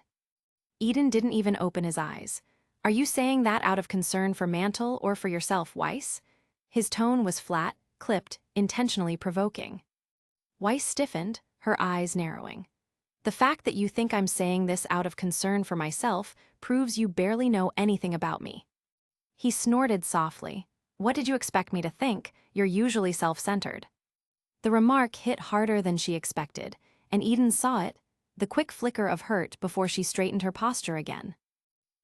I see you aren't eager to change your opinion of me," she said coolly. "And that bothers you. Why?" Eden shot back, finally opening one eye to look at her. "No," she looked away, crossing her arms to keep herself steady. "But anyway." She paused, gathering her thoughts. "When Vale didn't need military presence, Ironwood insisted on it," she said, her voice carrying a bitter shade of memory. Another pause. "But now that Mistral needs it, it's taken away." Eden lifted his head slightly. "Does his decision-making process shock you?" he asked, voice laced with sarcasm sharp enough to cut. "No," Weiss said, resting her chin on her hand as if deep in thought. "I'm just wondering why." "Because that's how everyone in the Atlas military is," Eden said. "It gets worse the higher up you go." He tilted his head, eyeing her sideways with a cold smirk. "I wonder how far up your beloved sister has gone." Weiss's expression snapped. Her tone dropped dangerously low. "You better not be saying what I'm hearing." Eden spread his hands, gesturing around their cage. "We are locked in a cage, Weiss, in a place I know nothing about. Are you sure I'm the one you should be threatening?" His voice hardened. Besides, if she was really doing this job for the greater good, and not just following orders, she would have stayed. Weiss took a step toward him, anger rising in her chest. He leaned forward, eyes gleaming in the dimness. "Look me in the eye, and tell me she's not just following orders." Weiss held his gaze. For several long seconds, the air between them felt sharp enough to shatter. Her icy glare met his burning one, and the tension throbbed like a heartbeat. Then she exhaled, turning away. "I don't have time to waste on your games. You are the last person I want to kill right now." Eden smirked, leaning his head back against the bars as his eyes slipped shut again. "Good to know we're on the best terms we could be." Silence returned, thick and heavy. Outside, someone shouted drunkenly, a bottle shattered. A cold breeze seeped through gaps in the metal walls, brushing against Weiss's exposed skin like icy fingers. Minutes passed. Weiss shifted uncomfortably. She needed to break the tension, but there was another reason too. "So," she began gently, "what's your semblance all about?" Eden didn't even lift his head. "And why is the Ice Queen curious?" His tone was disrespectful, defensive. Weiss rolled her eyes. "If you don't want to answer, then forget about it." He let out a long breath, and after a few more seconds, finally spoke. This time, his tone had softened just slightly. "Overdrive," Eden said, eyes still closed. "It's pretty simple, actually." Weiss blinked. He didn't often talk about himself. I hit, and I get faster, Eden continued. A pause. When I get hit hard enough, I lose all the speed I built up. Another pause. Pretty lame, if you ask me. Weiss surprised him with a light chuckle. A semblance can't be lame, Eden. He frowned, clearly unused to someone defending his ability. It's a representation of you, she said warmly. It's literally you. Then she gave him a playful smirk. So I'll just say you feel stronger when you hit, which is obvious because you're rude. Eden smirked despite himself, eyes cracking open. But when you take hits, you become very vulnerable. He stopped smiling. His jaw tightened, his eyes drifted away. It wasn't just about fighting, and they both knew it. One day, Weiss said softly, you'll have to take those hits you're avoiding. Eden glared at her, silently warning her to drop the topic. Weiss exhaled, letting the tension dissolve. I didn't mean it like that, she whispered, more gently. You don't sound like yourself, Eden said. She blinked at that, genuinely thrown off. Yeah, well, what I just said reminds me of a fallen friend of mine. Eden straightened slightly, his tone losing its usual sharp edge. Really? Who is, or was this lucky person? Weiss softened. For the first time in days, her voice carried warmth without pain. She was a beautiful redhead, Pi. She never finished the name. Because suddenly, footsteps approached. Slow, confident, familiar. Eden and Weiss turned sharply. Standing just a few feet from their cage was someone they never thought they'd see again. The flickering torchlight danced across her form, outlining her silhouette in gold. It was either a dream or a miracle. The RWBY tribe, midday. The cliffs of Anima rose like jagged teeth from the earth, slick and glistening with the remnants of morning mist. The wind howled through the jagged rocks, carrying the sharp tang of metal, smoke, and scorched earth. It tugged at clothes, whipped strands of hair into faces, and seemed almost alive, teasing, testing, probing. Below, the valley sprawled like a scar etched into the land. A patchwork of tents, broken fences, makeshift watchtowers, and roaring bonfires that burned even under the high sun, sending smoke twisting into the sky. Crows wheeled overhead, their caws slicing through the harsh sound of boots on dirt and the distant clang of metal striking metal. Horses snorted in the stables, stamping, ears flicking nervously as men and women in mismatched armor patrolled the camp like wolves on the scent of prey. Every glance was wary, every movement measured. The Branwen tribe was less a settlement and more a living battlefield, and the air vibrated with tension, suspicion, and unspoken threats. Yang's boots thudded against the rough footpath as she strode ahead of Davy, fists clenched so tight her knuckles whitened. A subtle tremor ran along her shoulders, not fear, no, but the contained fire of rage, sharpened by years of frustration and worry. Her hair streamed behind her in the wind, a living banner of her defiance, and the corners of her eyes flickered red, barely restrained sparks of her aura threatening to ignite the air itself. Davy followed, measured and deliberate, his coat trailing behind him. His senses scanned every shadow, every movement, every whisper of motion. One hand hovered near his blade, fingers brushing its hilt with a quiet, almost ritualistic familiarity. He didn't speak, words weren't needed yet. Presence, posture, readiness, that was enough. Yang broke the silence first, her voice a low hiss. I can't believe we're finally here. Davy's eyes flicked toward her. Are you ready for this? Yang scoffed, a humorless sound. Her voice carried an edge of bitterness. Ready? I've been ready since I was a kid. Since everything started. Her jaw tightened. Her lips pressed into a hard line. Then she exhaled sharply, forcing herself to let go of the torrent of emotions she'd carried for so long, fear, doubt, grief, and guilt. Davy nodded once, his eyes cold and precise. Then let's finish this. The moment they stepped into the outer ring of the camp, dozens of eyes snapped toward them. Conversation died instantly. Weapons shifted. The sound of boots on dirt became a steady, cautious rhythm as tribesmen and women formed rough semicircles around the intruders. They weren't walking into a camp, they were walking into a gauntlet. Yang didn't falter, Davy didn't flinch. A man by a bonfire snarled, "What the hell?" "Outsiders," another growled, tightening his grip on a rusted axe. A tattooed woman spat into the dust. "Who walks in here like that? They got a death wish." Yang's voice broke across the tension like lightning. "Where's your leader?" The reaction was instantaneous. A dozen men stiffened. Several cursed under their breath. A few instinctively reached for blades. Every movement rippled through the camp like a stone tossed into still water. Davy exhaled quietly. Well, that did it. Yang's eyes flared fully red, the aura around her sizzling subtly, heat rising from her skin. "Raven, you might want to come out here," she called, voice laced with challenge. "Or are you hiding like a coward as usual?" A murmur ran through the tribe. "Ain't nobody calls for the chief like that," someone muttered. Another hissed, "She's gonna kill her." Boots thudded across the dirt. Conversations stopped entirely. Heads turned. From behind the largest tent, a flap shifted. A figure stepped out. Raven Branwen. Lean, lithe, deadly, and carrying the aura of someone who belonged to shadows and storms alike. Her cloak trailed behind her like smoke, the blade at her hip gleaming under the midday sun. Her hair was darker, streaked with gray, windswept, but her eyes, piercing, sharp, and unwavering, were exactly the same. She observed Yang and Davy like a predator watching prey foolish enough to challenge her domain. "Well," she drawled, voice smooth and dry, dipped in sarcasm. "Would you look at that? The guests have finally arrived." Yang's aura crackled, her fists clenched. The tremor along her arms was louder now, the fire threatening to burst. Davy's grip on his blade tightened instinctively.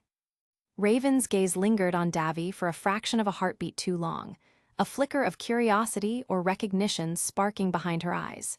Then, dismissively, she turned back to Yang. Yang surged forward, anger spilling over restraint. "Yang, don't," Davy warned, grabbing her arm.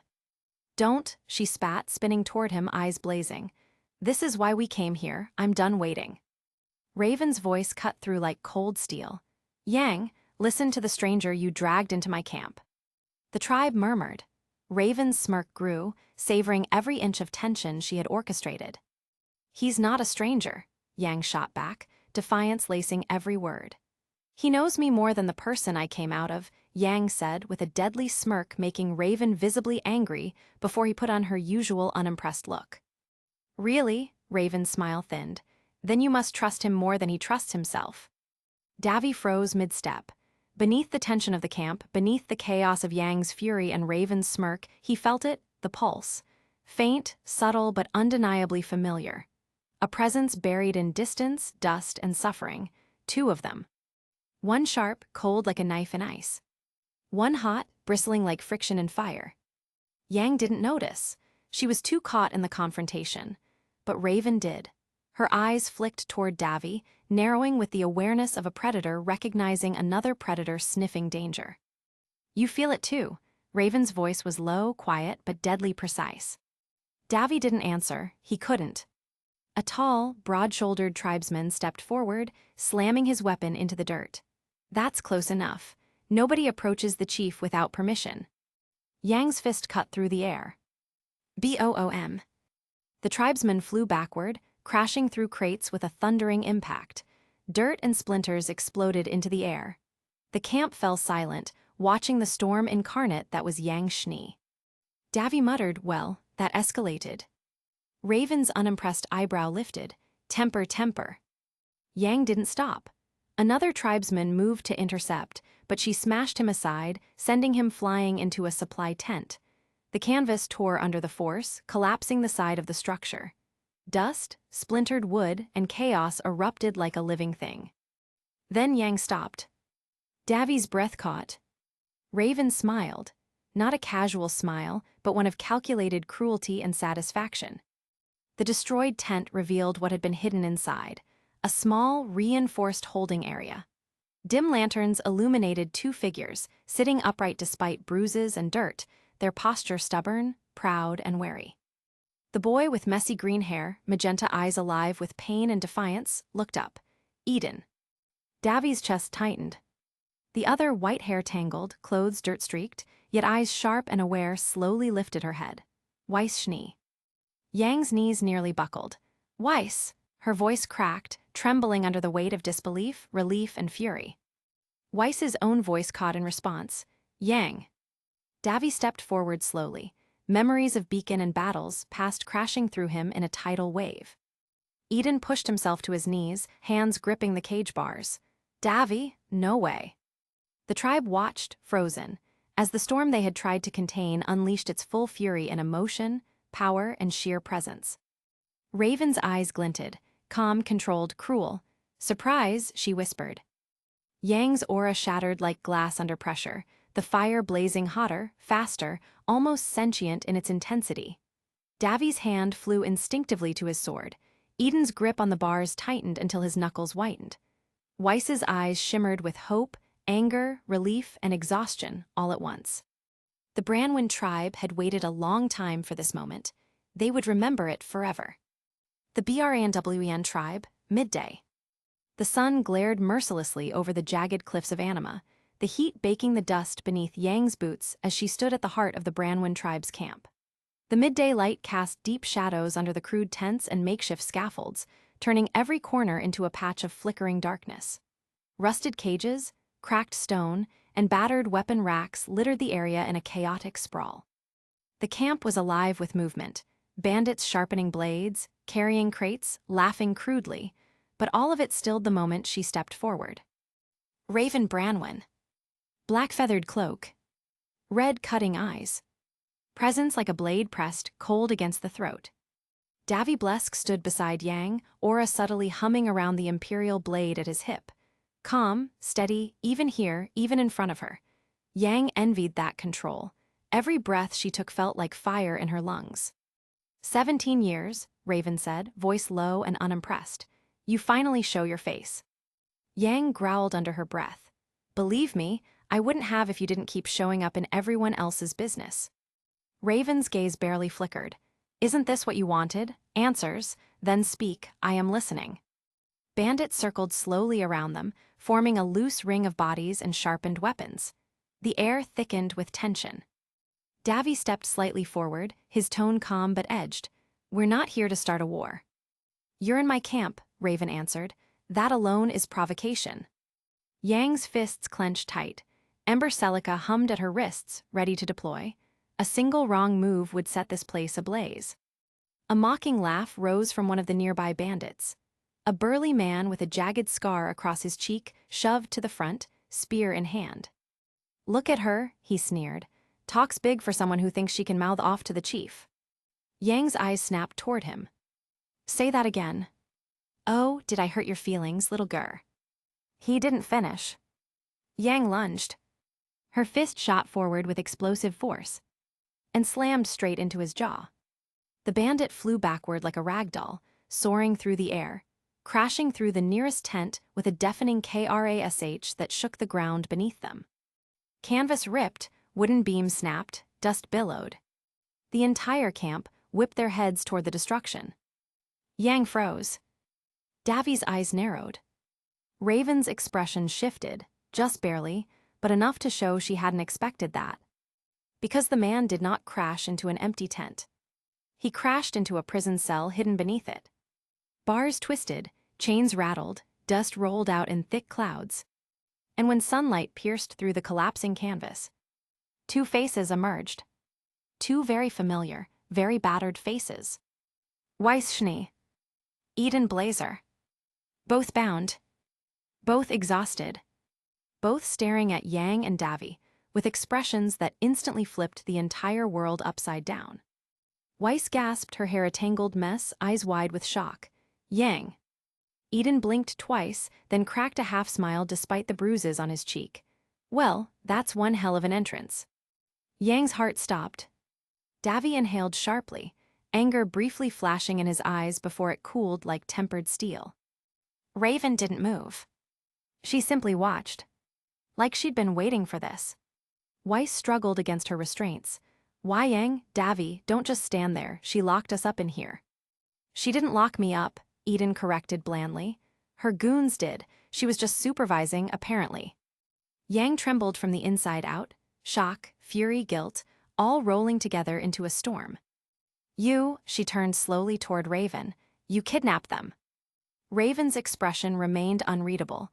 They trespassed, I contained them. They're our friends, Yang shouted, taking a step forward. And that, Raven answered coldly, is your problem, not mine. A low ripple of muttering spread through the bandits, their eyes darting between their leader and the two new arrivals in the cell. Weiss lifted her chin defiantly. If this is how you treat assets, I'd hate to see how you treat enemies. Eden scoffed. Speak for yourself, Ice Queen. I already feel like an enemy. His smirk faltered when Weiss elbowed him sharply in the side.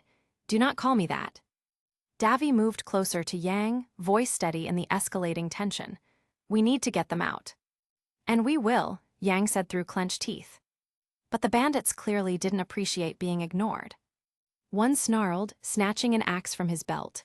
Enough! You come into our camp, insult our leader, break our property. Yang spun on him. The only thing I'm breaking, she growled, is anyone who tries to get in my way. Oh yeah, he spat, like you. He lifted the axe. Bad move. Yang shot forward. Raven spoke instantly, sharp, commanding. Stand down. But it was too late. The axe-wielding bandit lunged. Yang met him halfway.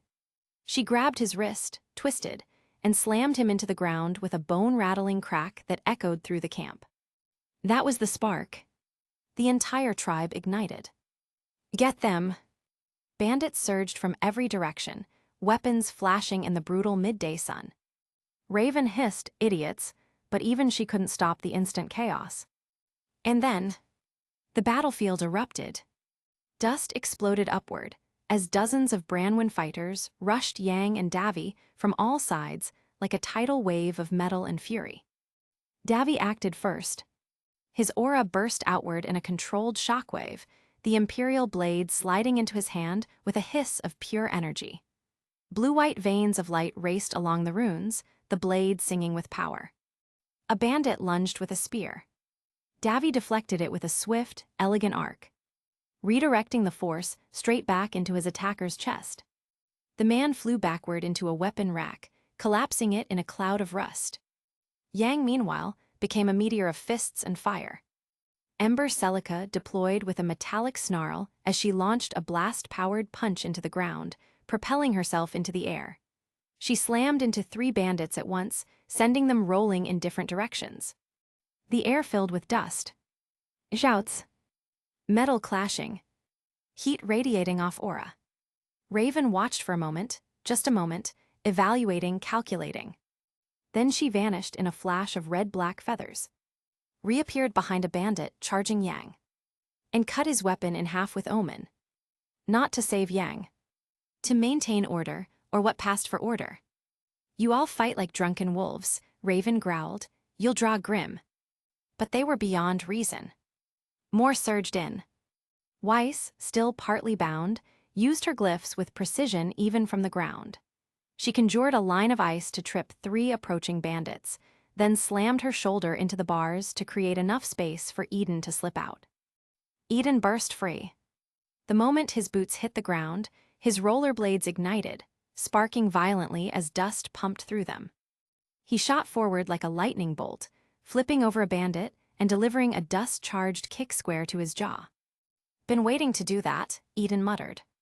Focus, Weiss barked, cutting a glyph under him to redirect another incoming strike. I am focusing. Focus more. Davy broke through 3 fighters with one sweeping arc, energy rippling outward like a shockwave. The ground cracked under the force.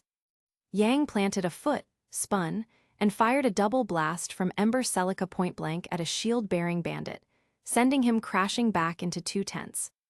But for every bandit they knocked down, 3 more stepped forward. The Branwen tribe wasn't weak. They weren't untrained. They were survivalists, violent and ruthless. And they were angry. Raven reappeared behind Yang, blade raised, not to strike, but to demand attention. This stops now.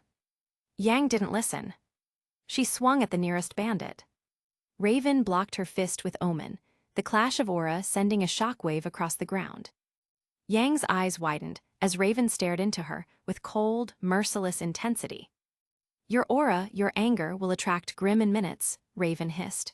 Do you want this camp wiped out? Yang tried to pull back, but Raven held her wrist in an iron grip. Davy stepped forward instantly. Let her go. Raven flicked her eyes toward him. You stay where you are. Eden skidded to a halt, panting. Guys, she looks like she's about to. Enough. Raven's voice cracked like thunder. Her aura exploded outward in a shockwave that rippled through the entire camp, lifting dust, rattling bones, and knocking every nearby bandit off their feet. Even Yang stumbled back. Silence fell. Every bandit froze. Even the damaged tent stopped swaying, as if afraid to breathe. Raven stood at the center of the chaos, cloak fluttering in the fading energy, eyes glowing faintly red. "Your negativity," she said slowly, voice heavy with authority, "will draw Grimm here within minutes if you do not calm yourselves." Yang seethed but held back. Davi's aura lowered. Weiss and Eden leaned against the broken bars, catching their breath. Raven looked at Yang again, longer this time, sharper. Like seeing something she didn't want to admit existed. She exhaled once, "You have been looking for me for so long." Her eyes softened, but only slightly. "So why don't you come inside?" Raven said, turning away with her cloak swirling behind her. "We have much to discuss, 17 years' worth." The camp was still whispering when Yang stepped forward. Then Weiss, breathless, asked quietly, "Yang, do you know her?" Yang closed her eyes. "Open them." "Yes," she said, "she's my mother."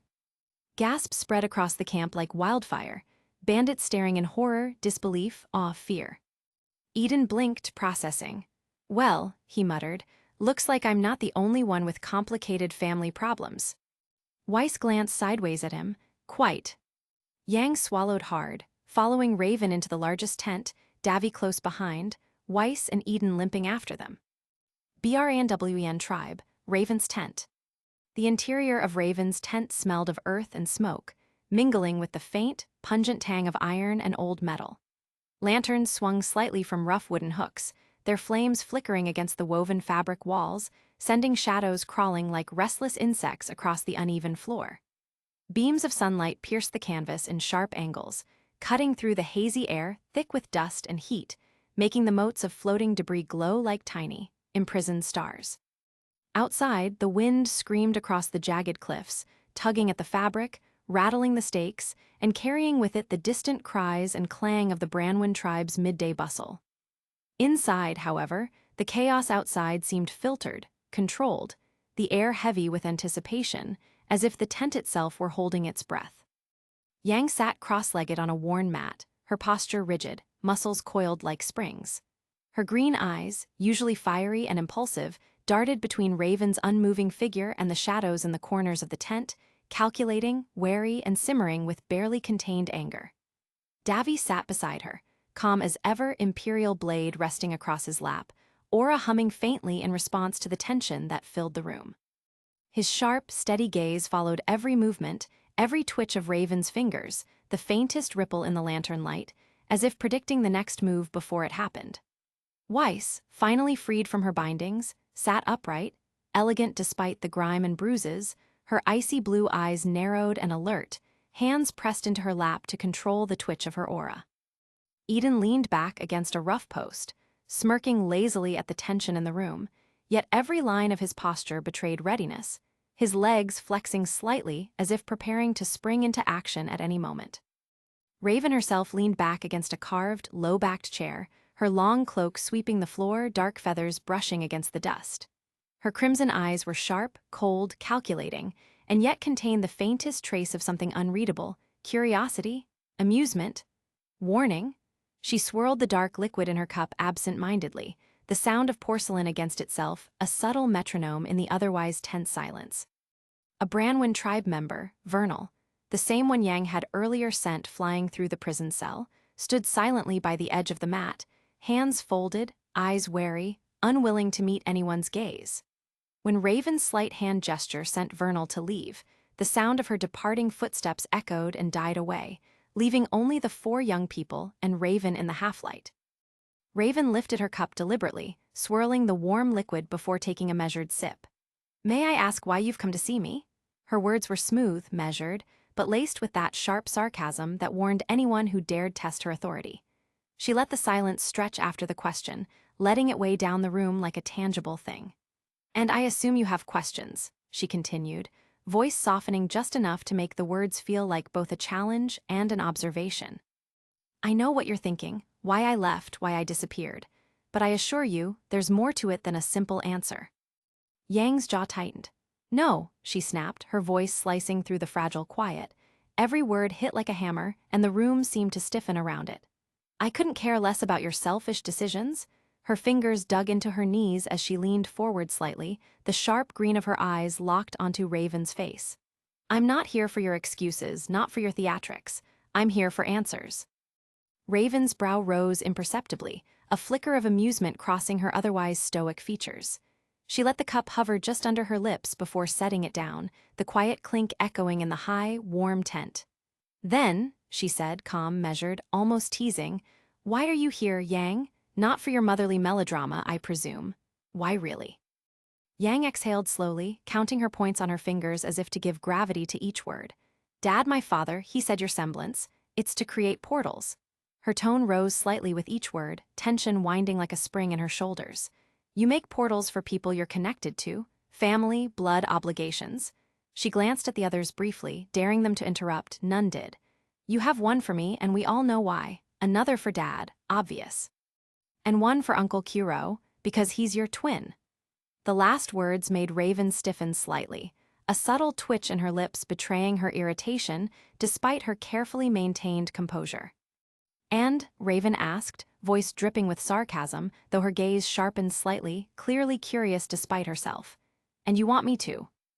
Yang leaned in, eyes fierce, almost desperate.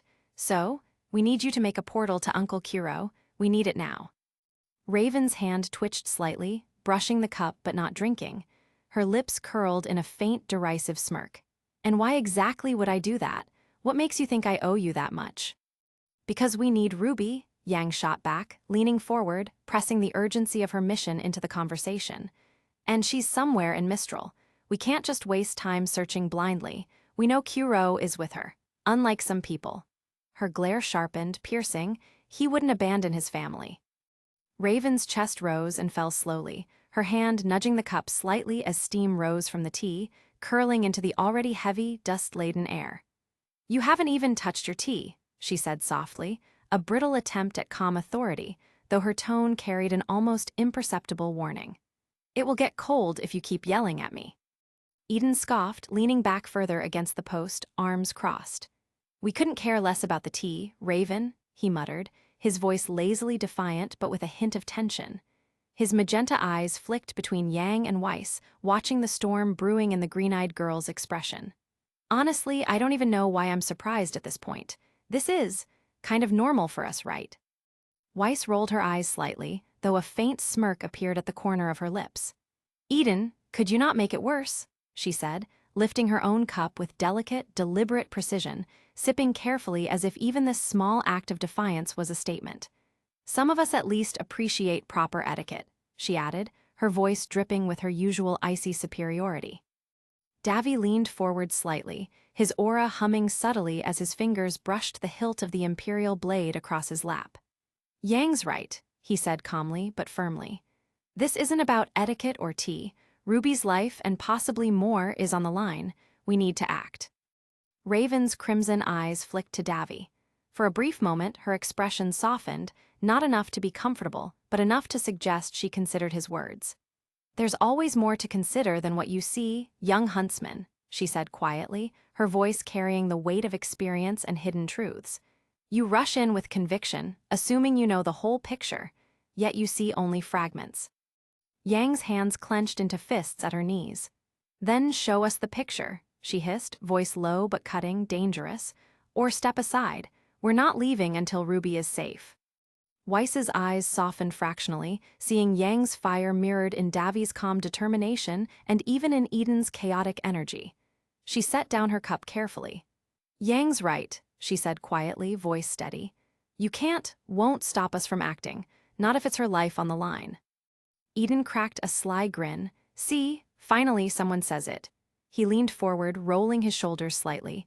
And if I'm being honest, I kinda like all this tension. Feels alive, you know. Raven's lips curled faintly, though not in amusement. It was a smirk tinged with calculation, intrigue, and perhaps a trace of exasperation. You all are insufferable, she murmured, watching each of them as though cataloging every emotion, every subtle flicker in their posture, every heartbeat. And yet, I cannot dismiss the urgency in your eyes. I see it. I cannot ignore it. The lanterns flickered again, shadows dancing across the canvas walls as the wind gusted outside. The room became a theater of unspoken words, anger, fear, determination, and the faint, almost imperceptible thread of trust that none of them dared to voice. Outside, the Branwen camp carried on in oblivion, but inside this small, enclosed tent, every breath, every movement carried monumental weight. Raven finally leaned back, eyes scanning the four of them like a predator measuring the reach of prey. "Very well," she said slowly, deliberately. "You want a portal, you want to go to Kuro, and you want RWBY. But know this, what comes through this portal is not just me and not just your precious family. The consequences will follow." Yang's jaw clenched, Davi's eyes hardened. Weiss set her cup down with decisive precision, and Eden tilted his head, smirk fading slightly as the gravity of Raven's words sank in. Silence fell again, thick and electric, as each person in the room weighed the next step, their choices, their risks, and the storm of family, duty, and power that had brought them here. BRANWEN tribe, Raven's tent. The tent felt older than anything else in the camp. Stitched hides pulled tight over dark wooden poles, the seams reinforced with red thread that glowed faintly in lantern light like veins beneath skin. Smoke hung in the air, trapped by the low ceiling, drifting in slow, languid spirals that carried the scents of burning pine resin, dry grass, and steel. Beneath their feet, the ground was uneven and cold, a patchwork of dirt and flattened furs forming a makeshift floor that muffled every shift and breath. At the center of the tent sat a circular wooden table scarred by years of blade marks. 5 cups steamed softly on its surface, wisps rising into the hazy air. Raven Branwen sat cross-legged on a cushion of coarse furs, her presence commanding even in stillness. Her mask was pushed up above her eyes, revealing the sharp, penetrating crimson gaze beneath, eyes that weighed and measured everything. She did not smile. She rarely did. Yang, Weiss, Eden, and Davi formed a loose half-circle around her. None of them seemed comfortable. Yang sat forward, elbows on her knees, jaw clenched, trying not to show how tightly her hands were balled into fists. Weiss perched with rigid posture, as if sitting properly might defend her from the encroaching barbarism. Eden leaned back on his hands, leg bouncing nervously despite the bravado flickering across his face. And Davi, silent, composed, the steady pillar among them, sat with fingers interlaced, a faint glow of gathered energy dancing between the cracks of his knuckles whenever Raven's voice sharpened. The tent felt too small for all of them, too quiet, too charged. Raven lifted her cup, sipped once, and set it down with a delicate click that somehow echoed. Her voice cut the air. "Osbin has been lying to all of you." The words landed like a thrown blade. Weiss stiffened immediately, her shoulders tightening beneath her dust-stained coat. Eden's restless bouncing leg halted all at once. Davi's eyes narrowed, not with shock, but with caution, the way someone listens when they suspect a storm is coming. Yang didn't react at all, but that lack of reaction was reaction enough. Raven continued, her tone clipped and controlled, each syllable delivered like a verdict. "About Salem, about magic, about the true shape of the war he's dragged you into without hesitation." Weiss leaned forward slightly. "Salem," she repeated, voice small in the thick smoky air. "Who?" "The leader of the Grimm," Raven said flatly. "The one who commands them, the one who wants nothing less than to watch humanity crumble beneath her feet." Silence tightened around them. The lanterns flickered. Raven's gaze hardened, shifting to Yang. "He's kept secrets from you, all of you, but your family, your father, has always been his most obedient pawn." The sound that followed wasn't a word. It was the violent crack of Yang's fist slamming into the table. The entire tent jumped. Weiss startled. Eden jerked upright. Davi moved, instinctively rising, stepping behind Yang as if an unseen force compelled him to protect. Yang's voice tore through the heavy air. "Don't you talk about my family like you know anything about them." The lantern flames whipped sideways from the force of her shout. Raven didn't even blink. "Oh, but I do." Her words were a snake's slow coil. "I know more than they ever told you, more than he ever had the courage to admit." Yang bristled, trembling with rage. Davi stepped forward, gently placing a hand on her shoulder. His touch was grounding, warm, steady, a reminder she wasn't alone. "Yang," he murmured, voice low, unshaken. "Don't let her drag you where she wants you." Yang's jaw tightened, trembling, but she forced herself down into her seat, back rigid, eyes burning molten gold. Raven smirked faintly at her daughter's restraint before continuing. "Osbin created the Huntsman Academies," she said, "not as noble institutions, but as training grounds for his soldiers in a war he cannot win, a war he refuses to stop fighting." Weiss's breath hitched. "That's ridiculous," she said, though her voice lacked conviction. "The academies exist to teach, to protect." "To serve him," Raven interrupted sharply. "His secrets, his plans, his endless cycle." She leaned back, eyes narrowing. "Kuro and I were no different.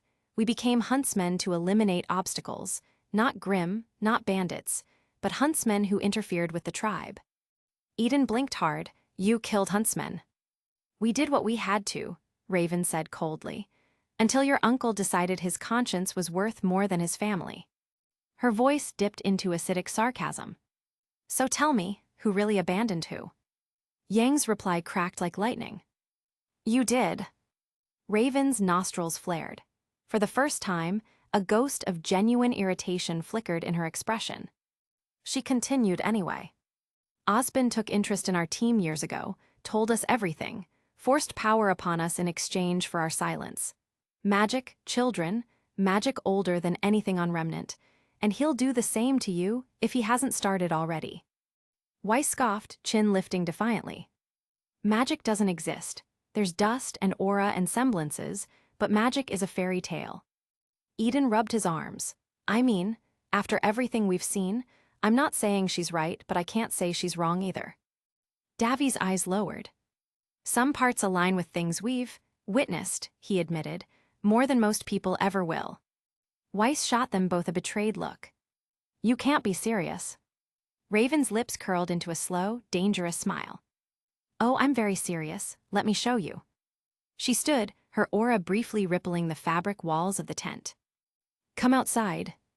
The night embraced them with a chill that sunk through clothing and into bone. Pine trees encircled the camp in towering silhouettes, their branches whispering as cold wind threaded through them. The moon hung low, full, pale, unblinking, casting the whole camp in a silver glow. Torches flickered near tents. Distant laughter and clattering metal echoed faintly, the sounds of bandit life carrying through the open sky. But here, in the clearing behind Raven's tent, everything felt still. Raven stepped forward into the center of the moonlit space. She didn't warn them. Her body convulsed once, as though an unseen force seized her. Feathers burst from her skin. Her form rippled like a flag in a storm, bones shifting, clothing twisting, muscles contorting into something smaller, sharper. A burst of feathers exploded like black snow. A raven shot upward with a piercing cry. The bird circled above them, wings slicing through the cold air with sharp, rhythmic beats. It passed in front of the moon, casting a fleeting shadow across the group that sent shivers up Weiss's spine. Then it dove, swift, graceful, deadly precise. A swirl of feathers erupted against the ground. And Raven stood there once more, human, unbothered, breathing steady. Weiss's breath escaped her in a shattered whisper. That's impossible." Eden stared, speechless. Davi's eyes narrowed with analytical intensity. Yang folded her arms, refusing to be impressed, even as her pupils widened in spite of herself. Raven let the silence spool out, drawing their dread tighter and tighter before she stepped forward, her voice dripping with cruel amusement. "So," she murmured, "does the truth still sound like a fairy tale?" Weiss swallowed hard. Raven's gaze sharpened. "Is a convenient omission still the truth? Can you really go back to someone who's kept so much from you, now that you've seen what he hid?" Her eyes moved from Weiss, to Eden, to Yang, and then landed on Davi. Her smile changed, slow, knowing, unsettling. "What I'm telling you," she said softly, "is closer to you than you realize." Davi stiffened. Yang frowned. Eden shifted uncomfortably. Weiss looked confused, frustrated, and suddenly afraid. Raven turned away, the wind pulling at her cloak like dark wings. The truth, whatever it was, lingered in the cold air like a curse. Peace. Chapter 34. Training Grounds. The courtyard had never felt so vast. The last crackle of holographic distortion faded into the night air, dissolving into drifting sparks that flickered like dying stars before vanishing. The training dummies sank back into the floor, leaving faint trails of blue light that slowly dimmed. The ground was scarred with impact marks and shallow scorch lines, proof of the intensity shared between father and daughter. Overhead, the moon sat low and heavy, casting a pale silver sheen across the courtyard tiles. The lanterns mounted along the walls hummed softly, their runes still pulsing after absorbing her lightning. A faint breeze rustled through the nearby hedges, carrying the metallic tang of spent aura and ozone. Alice's breath steadied in her chest as she slid Excel back into its sheaths. Even with her weapons holstered, the energy within her hadn't fully settled. Small arcs flared off her fingertips, little bursts of electricity skittering across her knuckles before fading with quiet snaps. Sweat clung to her brow, but her stance was steady, grounded, determined. Across from her, Geordie sucked in a slow breath and used the cane saber to straighten himself. His coat was dusted with chalky gravel, one shoulder slightly slumped from where she'd landed a well-placed hit. A thin line of blood traced down his jaw, catching the moonlight as it slid. He thumbed it away with a wry, almost nostalgic curve of his lips. For a moment, the years between them felt like minutes. "Well," he said, flicking the rapier with a practiced flourish before sheathing it inside the cane. The click echoed sharply through the quiet yard. "I'll give you this. You fight like your mother." Alice froze. Every spark around her snapped out at once. Her head turned sharply, eyes narrowed into blades. The air around her shifted, the faintest buzz of electricity rising like an instinctive growl. The anger wasn't loud, but it was sharp enough to cut. Geordie's smile dropped instantly. "Don't joke about her," Alice said, her tone taut, each word delivered like a precise strike. "Not when you won't even tell me what happened." A single leaf drifted across the courtyard, skittering between them before the wind carried it away. Geordie's posture changed, shoulders deflating, grip loosening around the cane. The confident headmaster facade slipped, revealing something older underneath. Something worn, something human. "Alice," he tried, but she stepped forward, quicker than he expected, stopping inches from him. "Where is she?" Her voice wasn't shaking, but only because she refused to let it. "Is she alive, dead, missing?" Her eyes locked onto his like she could force truth out of him. "You never told me anything, you just..." Her breath caught, the vulnerability behind her anger cracking through. "You just left, both of you." Geordie went utterly still.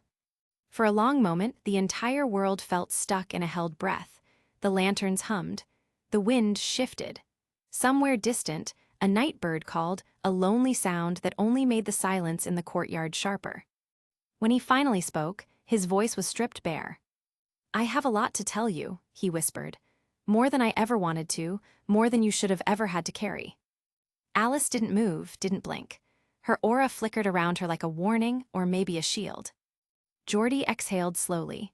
His gaze drifted past her, past the courtyard, toward the shadowed walls of the academy that loomed like sentinels. Under their imposing silhouette, he looked smaller. Not physically, but under the weight of old memories pressing down on him. "Your mother's." He paused, his throat worked like he was swallowing back something heavy and jagged. "Her story isn't something I can explain in a few sentences, and it's not simple." Alice's boots scraped lightly against the ground as she stepped closer. "Try," she said, a quiet command, but one infused with fear she refused to admit. The wind picked up for a moment, brushing a strand of hair across Geordie's face. He closed his eyes briefly, bracing himself as though preparing for impact. "I will," he said finally, "but not here." He glanced around the courtyard, expression sharpening. The training grounds that moments ago were a place of mentorship now felt open, exposed, watchful, vulnerable. Not in the middle of a courtyard where anyone can listen, or twist my words. Alice's heart flickered painfully. He wasn't avoiding her, he was afraid, not for himself, for her. When his gaze returned to hers, every wall he usually hid behind, humor, bravado, leadership, was gone. What remained was raw truth. "I owe you the truth, Alice," he said softly. "All of it about the academy." His voice darkened. "About the mutations, about Salem." And then his eyes lowered, almost reverently. "And about your mother's." Alice inhaled sharply, the sound small but telling. Geordie took one slow step toward her, the cane tapping faintly against the stone. The moonlight caught the edge of his blade inside the sheath, glinting like an omen. "If you're ready," he murmured, voice low, carrying centuries' worth of weight in a single line. "I'll tell you everything." The courtyard held its breath with her. And for the first time in her life, Alice wasn't sure if she was ready for the answer. Headmaster's office. The walk to Geordie's office felt longer than usual, like the corridor itself stretched to avoid what waited at the end. Alice kept a few steps behind him, her boots barely making a sound against the polished floors. Geordie's boots, however, echoed sharply. Every tap of his cane saber was a punctuation mark in the silence, a reminder that something was pressing against the walls of his composure. His shoulders, normally straight with the quiet authority of a seasoned huntsman, were rigid, coiled, wound tight like a bowstring drawn to its limit. The academy was asleep. And yet, the shadows felt awake. Amber lights flickered along the hall, their glow reflecting off tall windows that stretched nearly ceiling-high. Every panel showed the two of them walking through the dim corridor like ghosts revisiting an abandoned memory. Portraits of past headmasters stared down from the walls, solemn, dusty, judgmental gazes that seemed to follow their every step. Or maybe it was just the atmosphere. The deeper they went into the administrative wing, the colder the air felt. Geordie's breaths grew slower, heavier, as though the hallway itself whispered warnings to turn back. When they finally reached his office door, Geordie hesitated. Not long. Not dramatically. Just long enough for Alice to see it. Fear. It slipped across his expression like a crack in glass, barely visible, but impossible to ignore. He pushed the door open. The office was dim but warm. Lamps glowed softly around the room, each with floating glyphs orbiting them like lazy fireflies, Glinda's old design, Alice realized distantly. Behind the desk, stacks of documents teetered in careful, chaotic piles. Holographic screens flickered with unread reports and archived missions. A faint smell of tea and old paper filled the room. And on the desk, angled away from the entrance, sat a single framed photograph, a frame that looked deliberately turned, hidden, waiting. Geordie gestured to a chair. Alice remained standing. He moved behind his desk with a sigh that deflated something inside him, something he had held upright for years. "Alice," he said, voice low, "your mother's name was Celeste Verdia." Her pulse jerked. Everything inside her chest squeezed. Celeste Verdia. The name carried an unfamiliar gravity, as if the air had been waiting for it. Geordie continued, his gaze drifting somewhere far beyond the room. She was extraordinary, brilliant, dangerous, stubborn to a fault. His mouth twitched with something almost fond. But it wasn't her strength that made her remarkable, it was the way she believed. She walked into a room and made everyone feel like they had a purpose, like she could see something inside you that you didn't even know was there. His eyes softened, warm and aching. She walked into my life like she already owned half of it. Alice's fingers flexed around nothing. Her heartbeat was a storm trapped inside ribcage bars. Geordie smiled faintly, the kind of smile someone gives when remembering a scar, not a fond memory. "She fell in love with me." The words dropped like lead between them. Alice's breath stilled. Her nails dug into her palms. "And you didn't love her back?" she asked. Geordie went utterly still. It wasn't the stillness of avoidance, it was the stillness before a dam breaks. His eyes lowered, landing on the edge of that turned-away photograph, lingering there as if it held a truth he didn't want to uncover. He sank slowly into his chair, the leather creaking under the weight of history, not age. "Alice," his voice was quieter now, rower, "here's where things get complicated." The lamps flickered. A glyph drifted down, casting shifting gold across his features, highlighting the exhaustion he masked for years. "Alice, your mother loved me, fiercely, fearlessly. She wasn't subtle about it. Celeste Verdia never did anything halfway. If she wanted something, she would bring the world to its knees trying to get it." Alice swallowed, throat tight. Geordie clasped his hands together on the desk. His knuckles were white. But at that time, I was in love with someone else. Alice felt a chill crawl up her spine. With who? She pressed, though dread whispered the answer already. Geordie inhaled through his nose, tense, controlled. I was in love with Glinda Goodwitch. The name hit the room like a dropped blade. Alice blinked once. Twice. Then her face soured, disbelief tightening her features. So what? She said flatly. Are you telling me this is some tragic teenage love triangle? That's your excuse. Geordie winced genuinely, a twitch flashing beneath his eye. Something like that, he said, voice heavier than she'd expected. We were young, stupid, reckless. Glinda and I were partners in training, competitive, inseparable. I thought I knew what I wanted. And Celeste? She thought she knew how to change that. He leaned back, the ghost of his younger self shadowing his posture, proud, confident, then suddenly burdened. And things escalated. Alice snorted sharply, arms crossing with pointed disbelief. You don't actually expect me to believe two women fought over you. Her tone dripped pure skepticism, head tilted like she was studying a rare creature she didn't believe existed. Geordie groaned loudly, dragging a hand over his face. I knew you were going to say that. Alice raised a brow. Well, prove me wrong. He leveled a flat, unimpressed glare at her. I'll have you know, he said with strained dignity, I was extremely charismatic in my youth. Was, Alice deadpanned. Geordie glared harder, a rare, borderline childish expression that cracked the tension for only a heartbeat. This is not the point. As quickly as it flickered, the humor disappeared. Geordie's shoulders lowered again, stomach tightening into guilt. The air shifted, heavier, thicker, darker. He exhaled slowly. Celeste and I, what happened was a mistake born of confusion, grief, disaster, and timing gone horribly wrong. I never meant to mislead her, or hurt her, or Glinda, or... He stopped, jaw clenching. You were never the mistake, he said firmly, voice trembling with something older than regret. But the circumstances that brought you here were messy, painful, and incredibly unfair. His voice softened. To all of us. Alice's arms loosened, though she didn't uncross them. Her breath shook once, not visibly, but enough for Geordie to notice. Something unspoken lived in the silence between them, something heavy, something true. Geordie lifted his gaze, and the guilt in his eyes wasn't simple guilt. It was layered, complicated, bound to choices and consequences buried under years of duty. And that, he said quietly, was just the beginning. The lamps flickered. The air held its breath. And the truth, the real truth, waited just beneath the surface, ready to change everything. JORDY's office. Geordie rubbed his temples, letting the silence stretch before he continued. The lamps flickered again, casting shifting shadows along the bookshelves and making the air feel tighter, heavier. There's another part you should know, he said quietly, something that made everything even worse.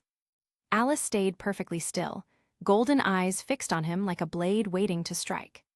Geordie cleared his throat. Ironwood liked Glinda. Alice blinked. What? He liked her, Geordie repeated. A lot, more than he ever said out loud. He wasn't subtle about it either, the man was always terrible at hiding jealousy. He let out a long exhale, leaning back in his chair as if the memory physically weighed him down. But Glinda, his voice softened, almost mournful. She was my true love, Alice. We were connected, deeply, Ironwood knew that. Everyone did. A brittle silence fell. Alice's jaw tensed. Then what was my mother to you? Geordie's shoulders tightened instantly. It was the first question he didn't meet with a confident breath or steady gaze. He didn't answer. Instead, he straightened the papers on his desk, unnecessarily, avoiding her eyes. A lot happened back then, he said evenly, things you weren't meant to be dragged into. Alice's glare sharpened. That's not an answer. And it's not one I'm ready to give, Geordie replied, voice lowered. Alice's breath trembled with frustration, anger, something unspoken. She stepped closer to the desk. What are you hiding from me? Geordie looked up then, slow, reluctant, and the tiredness in his eyes was unmistakable. I know Ironwood sent you to Vale, Geordie said. You, And that boy with the blue eyes and a lot of aura, sent to act as his little spies pre the Vytal Festival, and the unfortunate incident of the fall of Beacon. The world dropped out from under Alice's feet. She stared at him, stunned, chest tight, pulse hammering. Her voice cracked at the edges. How do you? How long have you been watching me? Geordie didn't hesitate this time. For some time now, he answered. Since the day I realized Ironwood was using you, I followed you because I couldn't lose you again, Alice. And why exactly would he use me? Alice asked, arms folded in disappointment and anger.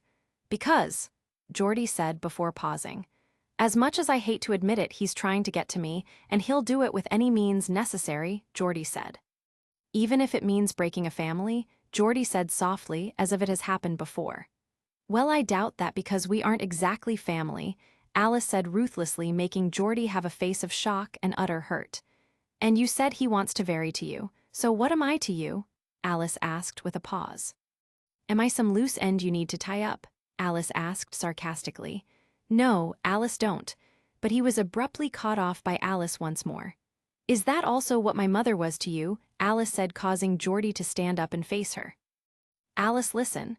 Where and why are you making all these insinuations from? Geordie said. I know we've barely talked, and I've given you no reason to trust me, but that doesn't mean I care any less. I want to protect you NKW. I have the chance. I don't want to make the same mistakes as I've done in years past. His voice wavered, barely perceptible, but she heard it. It didn't soften her. Alice laughed, sharp, bitter, cutting. Oh, right, my protection. She threw her hands up.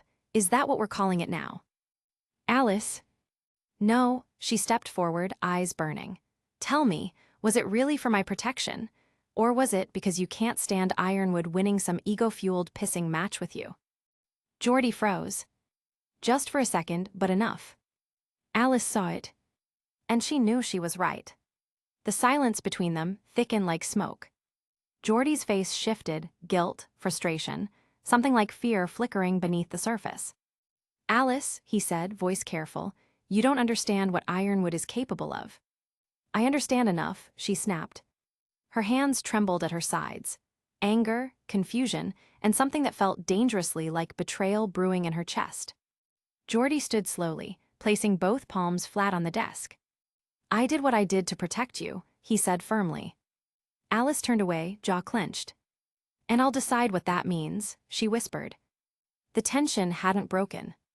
It had only just begun. Silence pressed against the tall windows, heavy and suffocating, as if even the moonlight refused to intrude on the argument unfolding inside. Alice stood rigid, back half-turned, breathing in slow, sharp bursts. The golden glow of her eyes reflected faintly in the polished floor, her silhouette trembling in the lamplight. Shadows from towering shelves stretched long across the room, framing her like a figure painted into an old tragedy. Behind the desk, Geordie remained still, too still. His hands remained braced on the wood, knuckles white, shoulders drawn tight beneath his immaculate posture. The floating glyphs that hovered near the ceiling flickered uneasily, reacting to the spike in their auras. Outside, wind scraped faintly against the stained glass panes, a quiet, restless reminder that the world beyond kept turning, even as theirs threatened to crack. Geordie broke the silence first. Alice, he murmured, voice roughened, you're angry, I understand. Do you? She turned around slowly, each movement controlled like a blade being unsheathed. Her face was unreadable, carved into composure, but her eyes screamed. I don't think you understand anything, she said coldly. Geordie inhaled sharply, more wounded by her tone than her words. He straightened, folding his arms behind his back as though trying to reclaim some semblance of control. He failed. Everything I've done, Geordie said carefully, was to keep you alive. Alice scoffed, alive or convenient. His jaw tensed. Her voice sharpened. Ironwood is trying to get to you, right? So what does that make me, a weakness, or just a piece on your little board? Alice, Geordie's voice dropped, strained, don't twist this. Twist it. She stepped closer, the aura lamps casting a halo around her silhouette. You watched me, followed me, interfered with my life, and you call that protection. His throat bobbed. I did what I had to. She laughed, brittle and disbelieving. Right, because that worked out so well when you walked out in the first place. Geordie flinched. It was small, a barely noticeable tick at the corner of his eye, but it was the first sign that her words truly drew blood. He tried to steady himself. I never wanted to leave you. But you did. Her voice snapped like a whip. And now you claim you're protecting me because Ironwood wants to get to you. What kind of world do you think I live in? A dangerous one, Geordie replied, more sharply than intended. The room went still. Even the floating glyphs froze mid-pulse. Geordie exhaled, trying again, quieter. Alice, Ironwood is not who you believe he is. She rolled her eyes. Please, you two have been trying to outmacho each other for years from the sound of it. That man, Geordie said with a tremor in his voice he could not hide, nearly cost me everything once. Alice's expression twitched, a crack in her mask, tiny but visible. Was that before or after you left my mother pregnant and alone? Geordie jerked upright, breath catching. Alice. No, answer me. Each word struck harder than the last. What was she to you? A mistake, a distraction, a moment you regret? His mouth opened, closed. His gaze dropped to the desk, as if the polished wood could offer an escape. The answer that didn't come was louder than any confession. Alice saw it. Her voice wavered just for a breath before she forced it steady again. I thought so. A muscle jumped in Geordie's jaw. He lifted his eyes, and there was something fractured, desperate, pleading beneath the emerald green. Alice, stop, he said, stepping around the desk, closing the space between them. Don't think for a second that you were a spare. Her lips curled with cold irony. An accident, an inconvenience. His face tightened with pain. No, he whispered, never, you are my daughter. She tilted her head. Are you sure? Because the way you've treated me says otherwise. Alice. No, she said sharply, taking a step back. You don't get to play the caring father now. Geordie's breath hitched. The air around him seemed to ripple, a flicker of afterimage instinctively shifting, like his body was reacting faster than his thoughts. A ghost silhouette appeared behind him for just a heartbeat before fading. Alice didn't flinch. She stared him down. Tell me the truth, she demanded. Was it really protection, or was it that you couldn't stand Ironwood beating you? The question landed like a blade. Geordie froze. It wasn't long, barely a pause, a break in his breath, a shift in his eyes, but it was enough.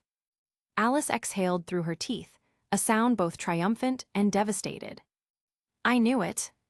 Silence returned, but this one pulsed, tense, brittle, a string pulled too tight. Geordie straightened, composure slipping. Alice, he said, voice low, you don't understand what Ironwood is capable of. You don't understand the lengths he will go. I understand enough, she snapped, and for the first time her voice cracked, not with weakness, but with too many emotions fighting to escape. Geordie took a step forward. She stepped back. Alice. No, she whispered. Her voice trembled. Her eyes didn't. I get to decide what your actions mean, not you. Her back hit the door, she hadn't realized she'd moved. Geordie's expression softened into something heartbreaking. He looked older suddenly, not physically, but in the heaviness behind his eyes. Alice, please. But she shook her head once, sharply. The tension between them wasn't broken. It had only deepened, a chasm carved by secrets, guilt, and unsaid truths. The lamps flickered again, dimming to low embers. Outside the window, a desert storm began to brew on the horizon, distant thunder, rolling against the academy walls. Neither of them moved. Neither looked away. The fracture between father and daughter had never been clearer. Spectre Academy, Aspen's office, night.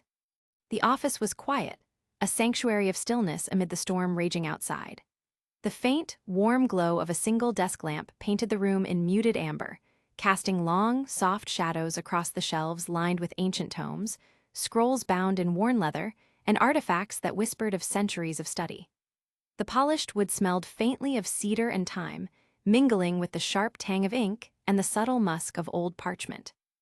Outside, rain fell in measured sheets, drumming against the window panes like fingers tapping an anxious rhythm, as if the storm itself were eavesdropping.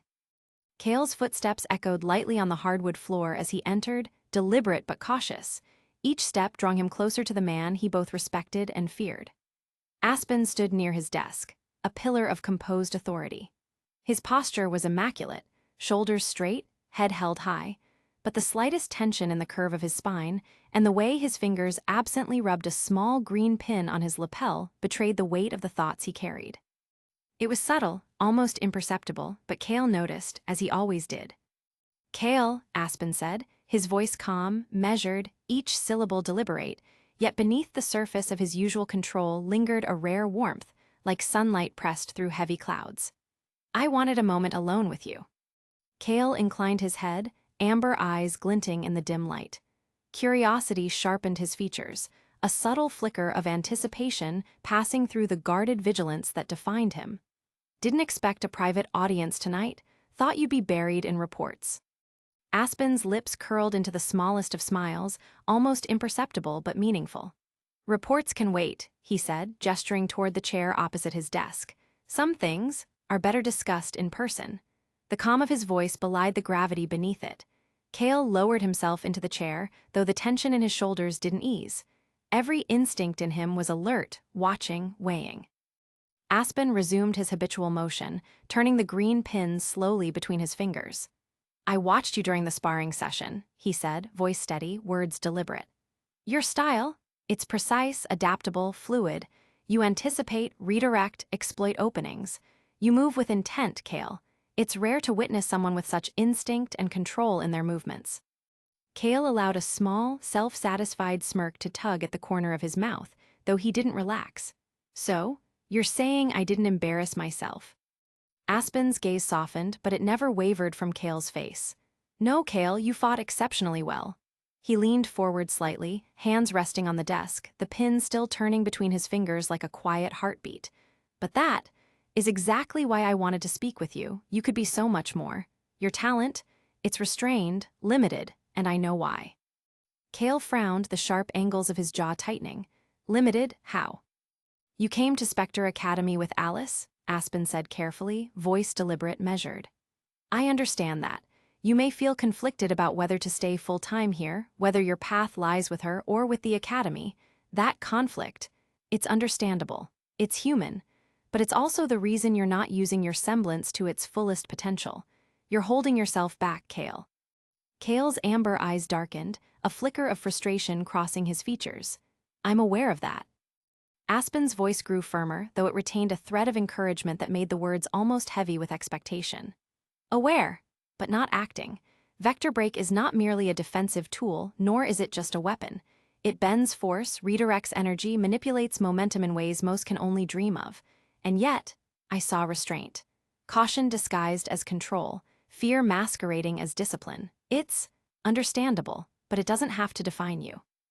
He paused, letting the words settle like stones into Kale's mind, each one weighted with meaning. Aspen's eyes flicked to the green pin one last time, rubbing it gently between thumb and forefinger, a small ritual of thought. "If you allow me, I can train you. Show you how to unlock the full potential of your semblance, not just the surface, but everything it could be, every limitation that exists. I can help you break it." Kale leaned back in his chair, the storm outside echoing the turmoil inside him. Thunder rumbled low, vibrating through the walls, shaking the glass panes. He ran a hand through his hair, amber eyes narrowing in thought. That's a lot to take in. I need time to think, Aspen. This isn't a decision I can make in 5 minutes." Aspen nodded, expression patient but insistent. "Take all the time you need." He paused, lowering his voice, letting it drop into a register that was intimate, almost urgent. His fingers caressed the green pin one final time, the motion deliberate, meditative. "But know this, Kale, the greatest hindrance to your semblance isn't your technique. It isn't your weapon. It's your emotions, your hesitation, your doubts, your attachment to outcomes, if you don't take this opportunity. If you let them dictate your control, you may never reach what you are truly capable of. Not here, not anywhere." Kale's eyes met Aspen's, and for a moment the world outside, the rain, the shadows, the storm fell away. There was something unspoken there, a weight that neither word nor glance could fully convey. Slowly, he rose from the chair, shoulders squared despite the whirlwind in his mind. "I understand. I'll think on it. Thanks, Aspen. He stepped toward the door, hand gripping the handle, but Aspen's voice, low and calm yet compelling, stopped him. Kale. Kale froze, amber eyes flicking back. Remember, it's not just about skill, it's about freedom, about not being limited by your own heart. Aspen returned his gaze to the green pin, rubbing it lightly, almost reverently, as if it were a talisman of possibility. Decide wisely, you may not get this chance again. Kale's expression softened, a mixture of respect, determination, and a tinge of fear and confusion. He nodded once, a silent promise, and opened the door.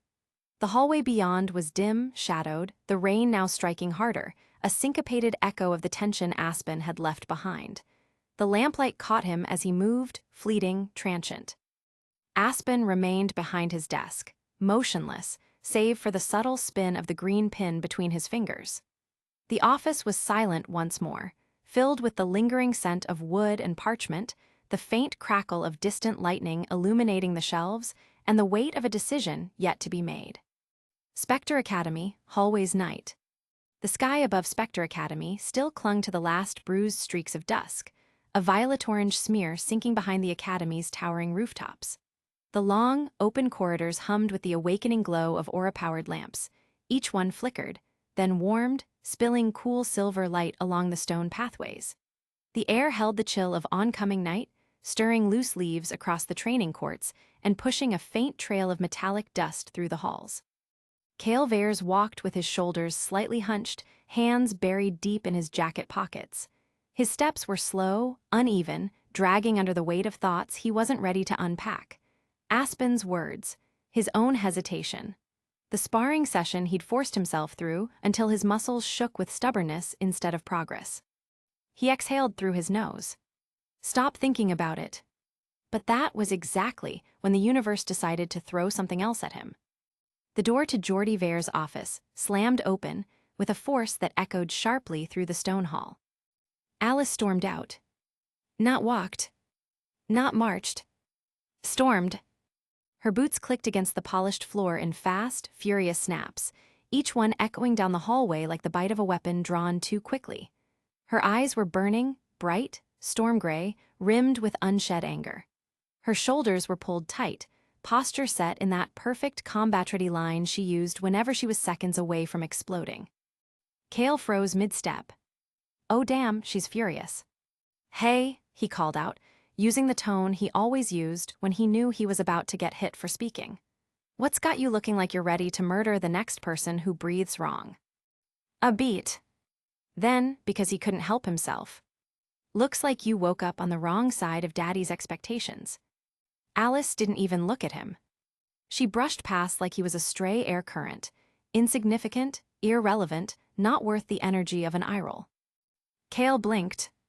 Oh, wow, she's on nuclear mode. He lengthened his stride, matching her pace with easy, irritating smoothness. His steps made barely a sound next to her storm-like march. Oh, we're doing the silent treatment? He asked, smirk curling before he could stop it. Classic, real mature. Alice halted with such suddenness that Kale almost walked straight into her. She turned her head slowly, very slowly, and the glare she gave him was sharp enough to carve through steel. Beneath the anger was something rawer, more exhausted, like her emotions were vibrating too close to the surface to control. Kale, she said through clenched teeth, if you don't leave me alone right now, I swear I will. Break my nose, he cut in brightly. Kick my ribs in, shatter my pride, come on, surprise me. She let out a noise halfway between a growl and an exasperated groan, spinning away from him and walking faster, boots striking the stone harder, louder, angrier. Kale moved ahead of her, stepping directly into her path with casual confidence, the kind that only irritated her more. Relax, he said, hands up but grin still firmly in place. I'm not here to start anything. He paused a beat, then added with raised brows. Not with words anyway. Alice's eyes narrowed. Kale. He felt something flicker in his chest, an odd mix of worry, stubbornness, and something else he'd never admit out loud. Look, he said, his voice shifting subtly, still light but steadier, grounded. You're pissed, and I'm pretty sure I've got a whole list of my own crap weighing on me. The lamps above hummed softly, their glow outlining the two of them in pale silver.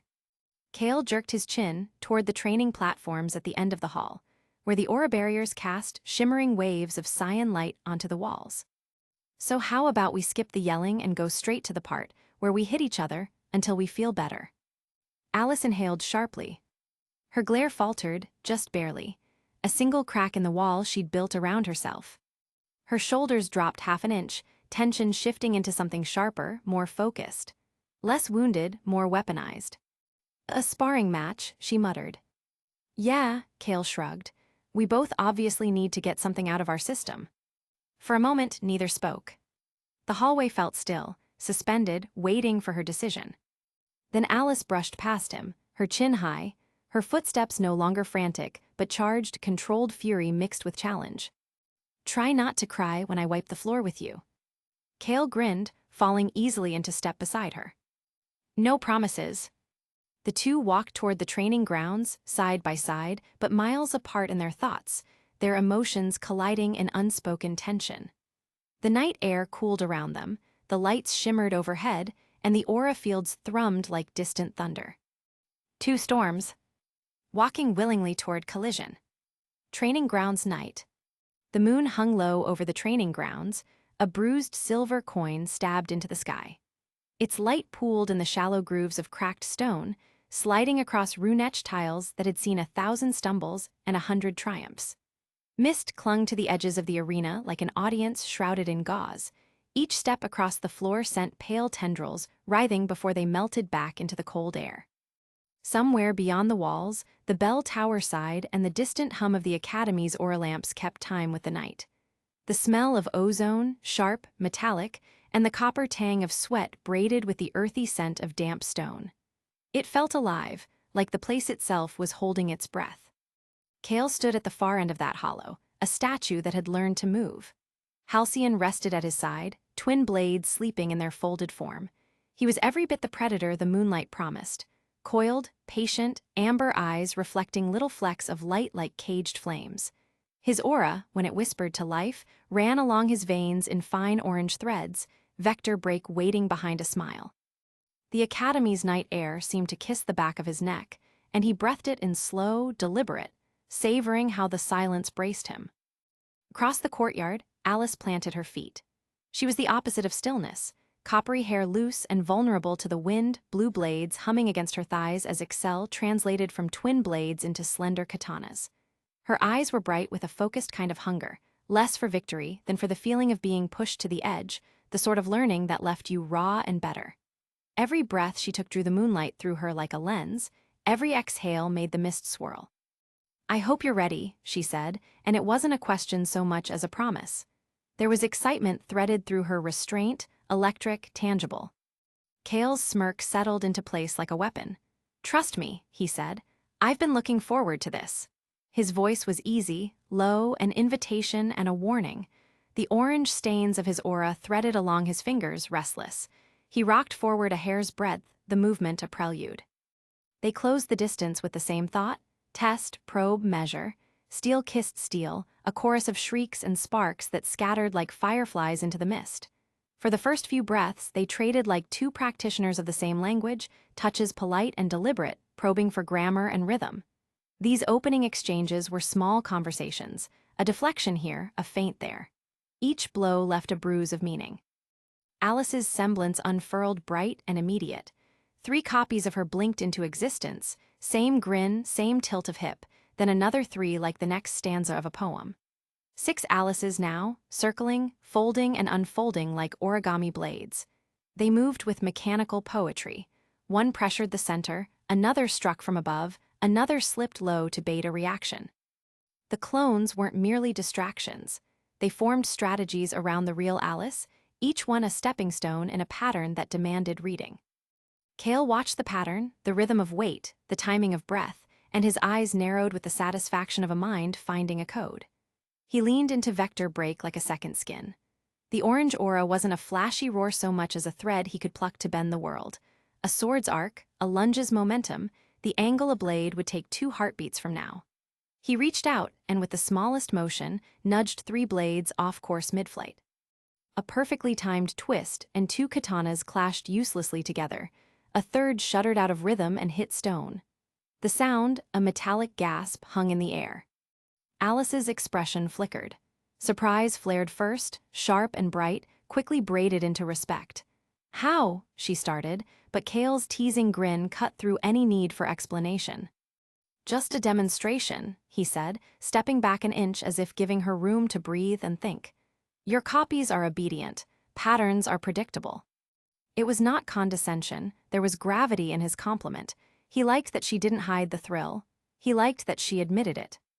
She answered with movement, not words. The arena transitioned. What had been a measured dance became a storm. Alice fed energy into her semblance and pushed it like a bargaining chip, each clone taking on a slightly different role. One to bait, one to punish, one to feint the other two into overcommitment. Their synchronization was a living thing. If Kale stepped in time with one, two others shifted to exploit the new gap. The courtyard became a clock whose hands were knives. Kale shifted gear. Halcyon clicked and unfolded midair, the twin swords snapping into crossbow form with a motion that made the air scream. Bolts pure amber pulses, fired with surgical accuracy. They weren't raw power, they were questions shot at points of balance. Alice's clones scattered, forced to peel back and knot together into new formations. For the first time the fight tasted like chess, pieces repositioned, threats assessed, tempo controlled. Yet Alice was not merely a set of pieces to be gamed. She was improvisation incarnate. She stitched the clones into traps. One ran like bait, while another circled up behind to cut through Kale's newly formed defense. Her actual body slipped through a gap he'd left, a ghost between clockwork beats, and her blades whispered hot against his arm. The contact was intimate, a silver needle of sensation, and she smiled in the moment of it, not cruelly but with the pure, pleased smile of someone who likes the friction of competition. Pain sparked bright and immediate where Excel grazed his sleeve. Kale felt the vector of the strike and, with practiced calm, redirected its momentum. Her blade carried her weight forward. He turned that forward into a spin and flung the clone she'd been using as cover into a collision with two others. Physics became sculpture in his hands. He painted arcs through the air, lines that made enemies meet themselves. The clones screamed, so did the blades in their hands, metal on metal in a chaotic symphony. Transitions between phases of the fight were where the fight taught them both. The first phase, the testing, left traces in the air like footprints. The second, the escalation, changed the cadence of breathing, made muscles learn not just attack but endurance. After moments of flurried exchanges, the world narrowed for both of them. The dimly lit training ground, the mist that rose and fell like a chest, the metallic tang of exertion. Their hearts clipped in the same meter. They moved as two halves of a whole, a machine that ran on reaction and counter. Kale found that to break rhythm was to control thought. He began to weave pauses, tiny hesitations that were not uncertainty but traps. He let a bolt fly that meaningfully missed, drawing Alice's eye and a bodyweight shift so minute it might have been unnoticed. Then, when she committed to correcting, he uncoiled a redirection and folded her momentum into a vault, flipping his blade into sword form in the same breath and meeting her across a new axis. Those micro-transitions were the language of him. He spoke in them.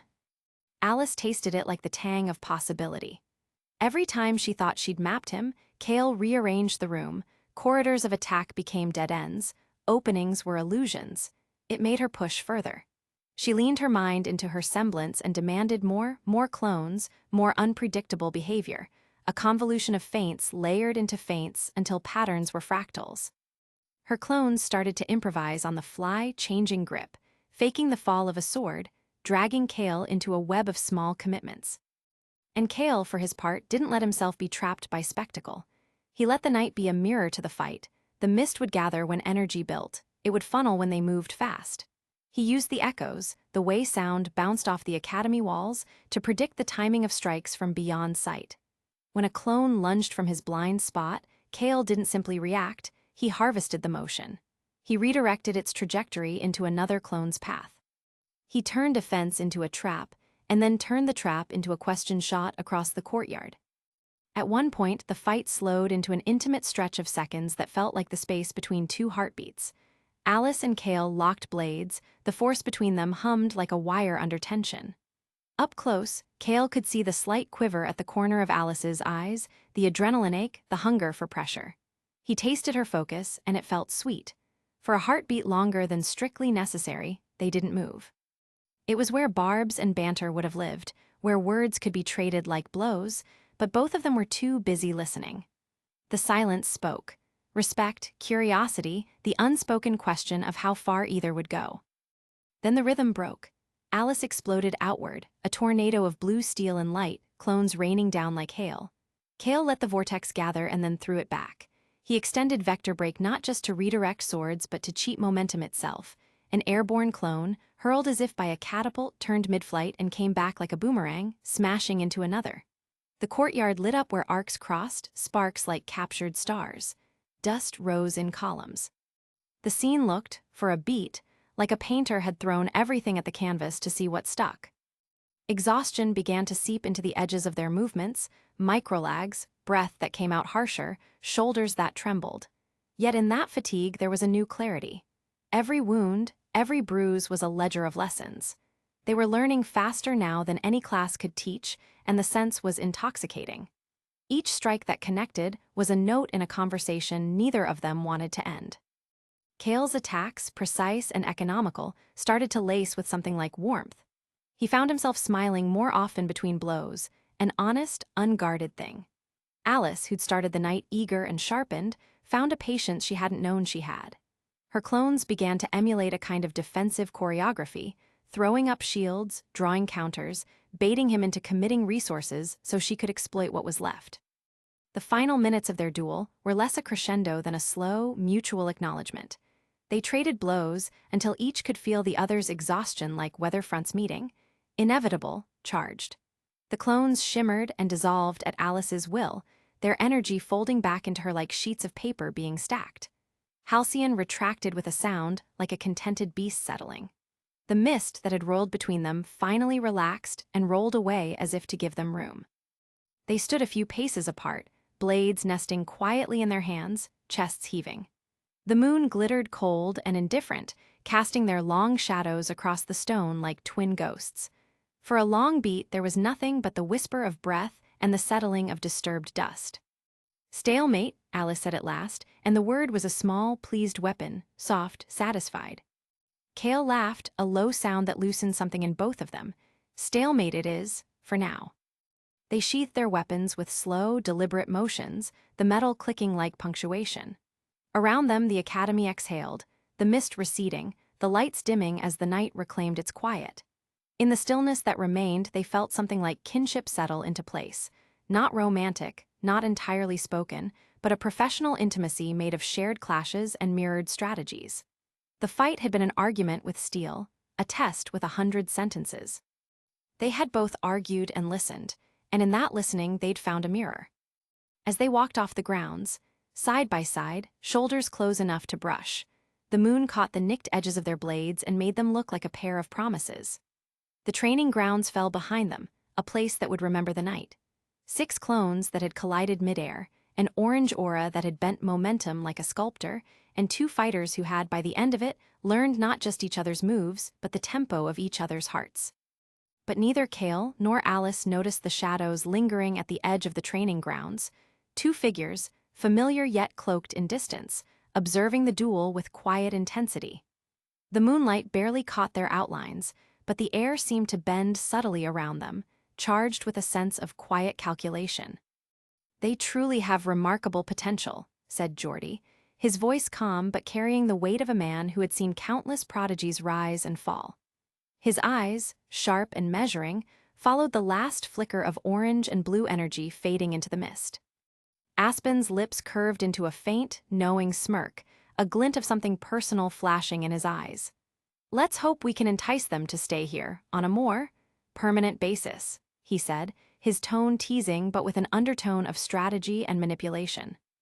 He paused for a heartbeat, watching the training grounds empty and silent. "And, perhaps, someday I might even see my own progeny take up this cause," he added softly, a hint of private ambition threading through the words. Without another word, Aspen melted into the shadows, leaving Geordie alone, staring after the receding figure. His gaze lingered on the empty arena, where the energy of the fight still seemed to hum faintly in the air. the imprint of two warriors who might one day shape the Academy in ways no one yet understood. It dropped. This book has been on Dropped since chapter 34. Xuanhuan members can request a review to see if the book is no longer on Dropped and update it with new chapters and change the classification to ongoing.